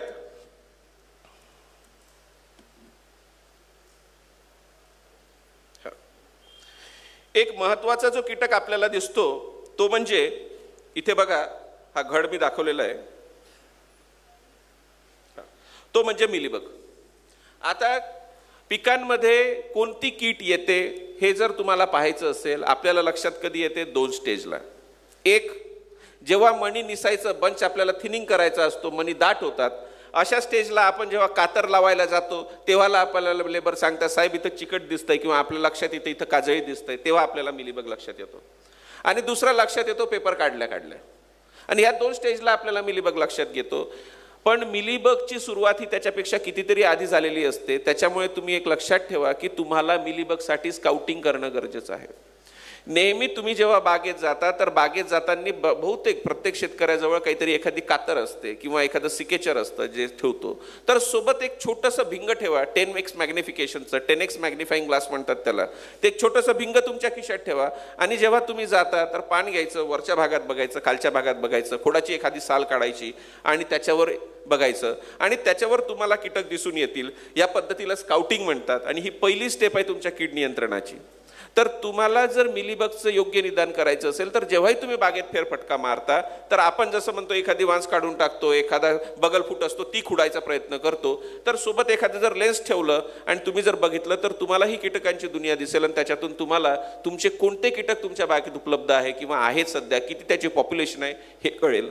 आणि योग्य वेळीच जर तुम्ही फवारणी केली किंवा विशेष करून मिलीबगच्या बाबतीत पूर्ण ब्लँकेट अप्लिकेशन न करता जर स्पॉट अप्लिकेशन केलं, कारण की मिलीबग हा एक ऑटेरस इन्सेक्ट आहे. ऑटेरस म्हणजे त्याला पंख नाहीत, त्याच्यामुळे तो दुसरीकडे उडून जाऊ शकत नाही. म्हणून एखाद्या ठिकाणी जर तुम्हाला तो आढळत असेल तर तुम्ही काय करा की तिथे एखादी सुतळी बांधा आणि त्या सुतळीच्या मार्किंगवर लेबरला सांगा की बाबा एक काम कर, या झाडाला ड्रेंचिंग कर किंवा ते झाड तू धुवून टाक. तर अशा पद्धतीत तुम्ही मिलीबगचं व्यवस्थापन करू शकता. मिलीबग एका झाडावर दिसला म्हणून कंप्लीट स्प्रे घे हा सोडून द्या मित्रांनो. तुम्ही स्पॉट अप्लिकेशन करा, कंप्लीट स्प्रे घेण्याची तिथं गरज नाही. आता तुम्हाला जे बागेत आढळतात हे जे दिसतं ह्या आकृत्या तुम्ही पाहिलंय का कधी? काय आहे हे मिलीबग आहेत मित्रांनो.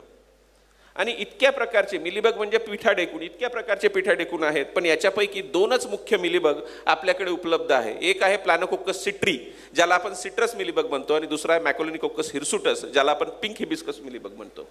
आणि हे 2च मिलीबग आपल्याला त्रासदायक आहे. कुठे काही प्रमाणात मला फेनोकोक्कस सोलानेप्सिस नावाचा एक मिलीबग आहे जो इकडे तिकडे मला दिसत असतो बागेतून, पण त्याचा ऑफिशियली रिपोर्ट अजून द्राक्षात कोणत्याही इन्स्टिट्यूटने किंवा एखाद्या सरकारी यंत्रणेने केलेला नाही आहे. म्हणून हे 2 प्रकारचे मिलीबग आपल्याला इथं उपलब्ध आहे. आणि हे 2 प्रकारचे मिलीबग असताना तुम्हाला लक्षात घेतलं पाहिजे की जो प्लॅनोकोक्कस सिट्री आहे ह्याचं मल्टिप्लिकेशन हे कमी प्रमाणात होतं. पण जर मॅकोलिनिकोक्कस हिरसुटस ज्याला आपण पिंक हिबिस्कस मिलीबग म्हणतो हा जर तुमच्याकडे असेल तर अशा पद्धतीत तुम्हाला जास्त सजग होणं गरजेचं आहे, कारण की याचं जे रिप्रोडक्शन आहे ते अतिशय फास्ट आहे. म्हणजे तुमच्यात जर तुम्ही जर भिंग घेतलं तुम्हाला अशा प्रकारचा प्लॅनोकोक्कस सिट्री दिसला तर तो कदाचित कमी त्रासाचा असेल. पण तुम्हाला जर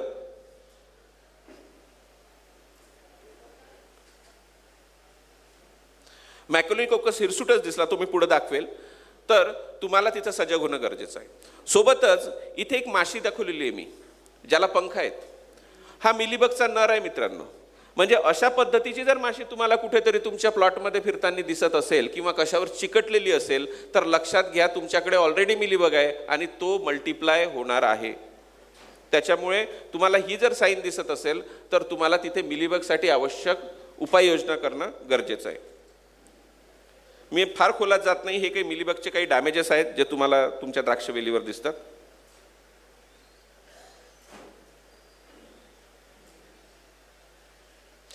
हां, जो मी दुसरा सांगितला होता मॅकोलिनिकोक्कस हिरसुटस ज्याला पिंक हिबिस्कस मिलीबग म्हणतो, हा गुलाबी रंगाचा असतो. आणि सिट्रस मिलीबगला तुम्ही बघितलं असेल मधून एक सरळ रेष असते, त्याच्या पाठीवर एक सरळ रेष असते ब्लॅकिश रंगाची, ती पिंक हिबिस्कस मिलीबगवर नसते आणि तो कम्प्लिटली पिंकिश आणि चोपडा असतो. तर अशा पद्धतीचा जो मिलीबग दिसतो तो पिंक हिबिस्कस मिलीबग आहे. हा जो आहे हा फेनोकोक्कस सोलानेप्सिस आहे. आणि हा जो मिलीबग तुम्हाला दिसतोय म्हणजे चित्रात बघा त्या अँगलवर दिसतोय, हा अँगलवरूनही जातो. इथे आपल्या पिंपळगाव जवळ बेहेड नावाचं गाव आहे, हा फोटो तिथला आहे. तर तिथं हा मिलीबग आम्हाला आढळला होता. तर तो अँगलवरूनही जाऊ शकतो. म्हणजे बऱ्याचदा तुम्ही जर फक्त खोडं चेक करत असाल आणि अँगल मिस करत असाल तर तसं होता कामा नये, कारण की मिलीबग अँगलवरूनही ट्रॅव्हल करू शकतो.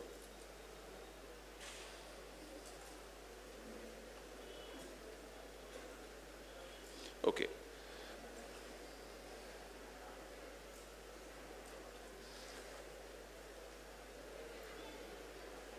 हां, दुसरा जो आहे तो तुमच्याकडे, सॉरी हे मी जात नाही याच्यात फार खोला. हां, ही जी आहे ती आहे लेस्विग, म्हणजे मिलीबगला खाणारा एक मित्र कीटक आहे. तुम्हाला जर ही गोष्ट बागेत दिसत असेल तर कदाचित तुम्हाला स्प्रे घेण्याची गरज नाही. तुमच्याकडे एक चांगलं नियंत्रण किंवा बायो कंट्रोल तिथं आहे. तर तुम्हाला जर अशा पद्धतीचं जर लेस्विग तुम्हाला दिसत असेल तर याच्यात तुम्ही एका चांगल्या पोझिशनमध्ये आहे, तिथे मिलीबगचं नॅचरल नियंत्रण तिथं होऊ शकतं. मी हे खोलत जात नाही आता.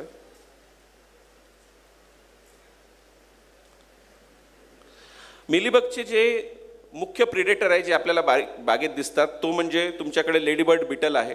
तर लेडीबर्ड बिटल जर तुमच्याकडे उपलब्ध असेल तर तुम्ही तो तिथं वापरू शकता आणि त्याच्यामुळे मिलीबगचं चांगल्या प्रकारे नियंत्रण होतं.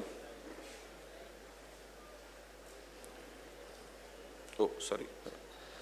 तर कीट व्यवस्थापनात जर आपण म्हणूया, कदाचित माझं आणण्याचं प्रेझेंटेशन हे चुकलं आहे म्हणजे सॉरी त्याच्याबद्दल, पण माझा पेनड्राईव्ह आहे का? ठीक आहे काय हरकत नाही. तर कीड व्यवस्थापन जर म्हटलं तर आपल्याला वेगवेगळ्या कीटक आपल्याला त्रास देतात. त्याच्यात मिलीबग एक मुख्यत्वे करून मी तुम्हाला सांगितलं आहे. सोबतच दुसरा जो कीटक आपल्याला त्रास देतो तो म्हणजे थ्रिप्स. थ्रिप्सच्या बाबतीत तुमच्याकडे फार लिमिटेड ऑप्शन्स इथं अवेलेबल आहे. त्याच्यासाठी बायोलॉजिकल फॉर्म्युलेशन्स हे तुम्ही वापरू नका, कारण की जर बायोलॉजिकल फॉर्म्युलेशन्स तुम्ही नॉन टेस्टेड असतील किंवा जहाल असतील तर ॲव्हरमेक्टिन सारखा जो इश्यू आहे तशा पद्धतीचं काहीतरी होऊ शकतं. म्हणून जर तुम्ही एक्सपोर्ट करत असाल तर अशा प्रकारचे केमिकल मारू नका.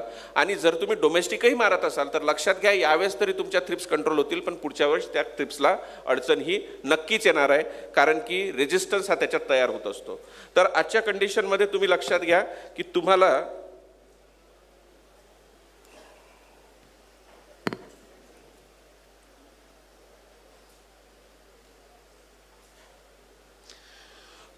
आता सध्याच्या कंडिशनमध्ये जे काही उपलब्ध पर्याय आहे म्हणजे ते मी सांगतो. ते म्हणजे मिलीबगसाठी एक्सपोर्टच्या MRL लेवल ह्या कमी आलेल्या आहे. तर तुम्हाला जर मिलीबगसाठी एखादी ड्रेंचिंग करायची असेल, म्हणजे क्लोथायडीन सारखी किंवा इमिडाक्लोप्रिड सारखी किंवा आपण ज्याला प्रोक्लेमचं आपलं स्लेअर प्रो सारखी एखादी जर ड्रेंचिंग करायची असेल तर ती ड्रेंचिंग पहिल्या 6 दिवसमध्ये करा. म्हणजे जर तुमचं स्काउटिंग असेल किंवा मागच्या वर्षी तुमच्या प्लॉटमध्ये जर मिलीबगची हिस्ट्री असेल तर अशा वेळेस पहिल्या 6 दिवसात तुम्ही ती ड्रेंचिंग केली पाहिजे. एक्झॅक्टली 6व्या दिवशी जर केली छाटणीपासून तर तिची कार्यक्षमता ही अधिक राहील आणि तुम्हाला रेसिड्यूलाही कोणती अडचण येणार नाही. पण जर तुम्ही 11व्या दिवसापेक्षा नंतर जर ही ड्रेंचिंग करत असाल तर तुम्हाला कुठेतरी प्रॉब्लेम येऊ शकतो, सॅम्पलमध्ये अडचण येऊ शकते. तर त्याच्यामुळे तुम्ही 11व्या दिवसाच्या आतमध्ये तुमची मिलीबगसाठी असणारी जी ड्रेंचिंग आहे ती कंप्लीट करा. दुसरी गोष्ट आहे ती म्हणजे थ्रिप्ससाठी तुम्हाला जे स्प्रे घ्यायचे आहेत तर जेव्हा गरजेचं असेल, म्हणजे सुरुवात जेव्हा करतात तर तुम्ही थ्रिप्ससाठी एखादं औषध घेत असाल तर तुम्ही तो स्पिनोटोरॅम सारखं एखादं औषध घ्या, म्हणजे सुरुवात करा. किंवा तुम्हाला प्रोक्लेमसाठी एक असेल, प्रोक्लेम सारखं असेल तर प्रोक्लेमनी तुम्ही सुरू करा. तुमच्याकडे बेनिविया असेल तर तुम्ही बेनिवियापासून सुरुवात करू शकता. पण जर तुम्ही पहिल्यांदाच थ्रिप दिसली आणि तिथे पिप्रोनिल सारखं म्हणजे रिजंट सारखं एखादं जहाल औषध जर तुम्ही घेत असाल तर तुम्हाला तिथं तशा चुका करता कामा नये.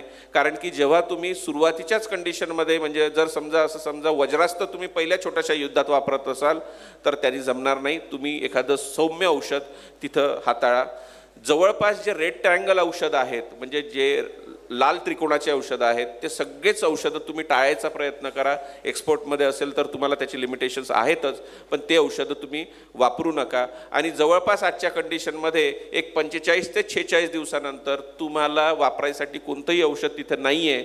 म्हणून ह्याच वेळी, म्हणजे जिथं आता छाटणीपूर्व काळ आहे, आर्द्रता खूप चांगली आहे, पुढं पाऊसही होणार आहे, अशा परिस्थितीत तुम्ही जर बायोलॉजिकल फॉर्म्युलेशनचा वापर केला, जिथे तुम्हाला बिहेवियरिया बॅसिलियाना आहे, त्याच्यानंतर मेटारिझम अॅनिसोप्ले आहे, वर्टिसिलियम लिगॅनी आहे, तर अशासारख्या जे बायोलॉजिकल फॉर्म्युलेशन आहे, जे प्युअर फॉर्ममध्ये जिथूनही तुम्हाला चांगलं भेटत असताल, याचा वापर करा. त्याची फवारणी जर या कंडिशनमध्ये तुम्ही केली तर त्याचा निश्चितच तुम्हाला उपयोग होऊ शकतो आणि तुमचा जो बायोलॉजिकल काउंट आहे तो तिथे वाढेल आणि जिथे एक्सपोर्टचा प्लॉट असेल तिथे केमिकल रेसिड्यूची अडचण किंवा केमिकल रेसिड्यू येऊ नये याच्यासाठी तुम्हाला जे लिमिटेशन्स आहेत त्या लिमिटेशन्सची तुम्हाला अडचण कमी होईल. अशा पद्धतीने तुम्ही हे कीड नियंत्रण करा. मला आज इथे जय बाबाजी कृषी सेवा केंद्रामार्फत अमोलजींनी बोलण्याची संधी उपलब्ध करून दिली, त्याच्याबद्दल मी त्यांचे फार आभार मानतो. सोबतच तुम्ही सगळ्यांनी मला ऐकून घेतलं आणि माझ्या अनावधाने माझ्या बोलण्यातून एखादी काही चूक किंवा एखादा चुकीचा शब्द गेला असल्यास मी तुमची माफी मागेल. आणि तुम्हाला हा सीझन हा खूप सुंदर असो, खूप भरभराटीचा असो. सोबतच सांगू शकतो, आज जर डिग्री डेजचा विचार केला तर जवळपास 120-122 दिवसात तुमची काडी मॅच्युअर होतं. आपण जर पाहिलं तर सर्वसाधारण पद्धतीने काड्या ह्या बऱ्यापैकी मॅच्युअर आहेत. फक्त मेचा पाऊस थोडासा त्रासदायक होता, पण आता सगळ्या भागातून आम्ही फिरतो तर तेव्हा बघतो की काड्या ह्या बऱ्यापैकी मॅच्युअर आहेत. काही कुठे 1-2 प्लॉट आहे जिथं पाणी व्यवस्थापन चुकलेलं आहे किंवा लेट छाटल्या गेलेल्या आहे, अशा बागेत कुठेतरी अडचण आहे. पण तिथं जर तुम्ही छाटत असाल तर सुरुवातीला एक छाटणी करून तुम्ही आयोडीन टेस्ट करून घ्या, म्हणजे तुमच्या काडीमध्ये किती कर्बोदक आहे याचं प्रमाण तुम्हाला कळेल. सोबतच तुम्ही इथ्रेलचं प्रमाण हे नियोजित ठेवा, म्हणजे 3 मिलीपेक्षा जास्त इथ्रेलला जाऊ नका, जास्त इथ्रेल तुम्ही वापरू नका पानगळीसाठी. अशा प्रकारचे तुम्ही नियोजन करा आणि येणारा सीझन हा तुम्हाला आणि आम्हा सर्वांना आणि जय बाबाजी कृषी केंद्र यांना खूप आनंदाचा, भरभराटीचा आणि सुखकर जावो ही कामना घेऊन माझे 2 शब्द मी संपवतो. धन्यवाद.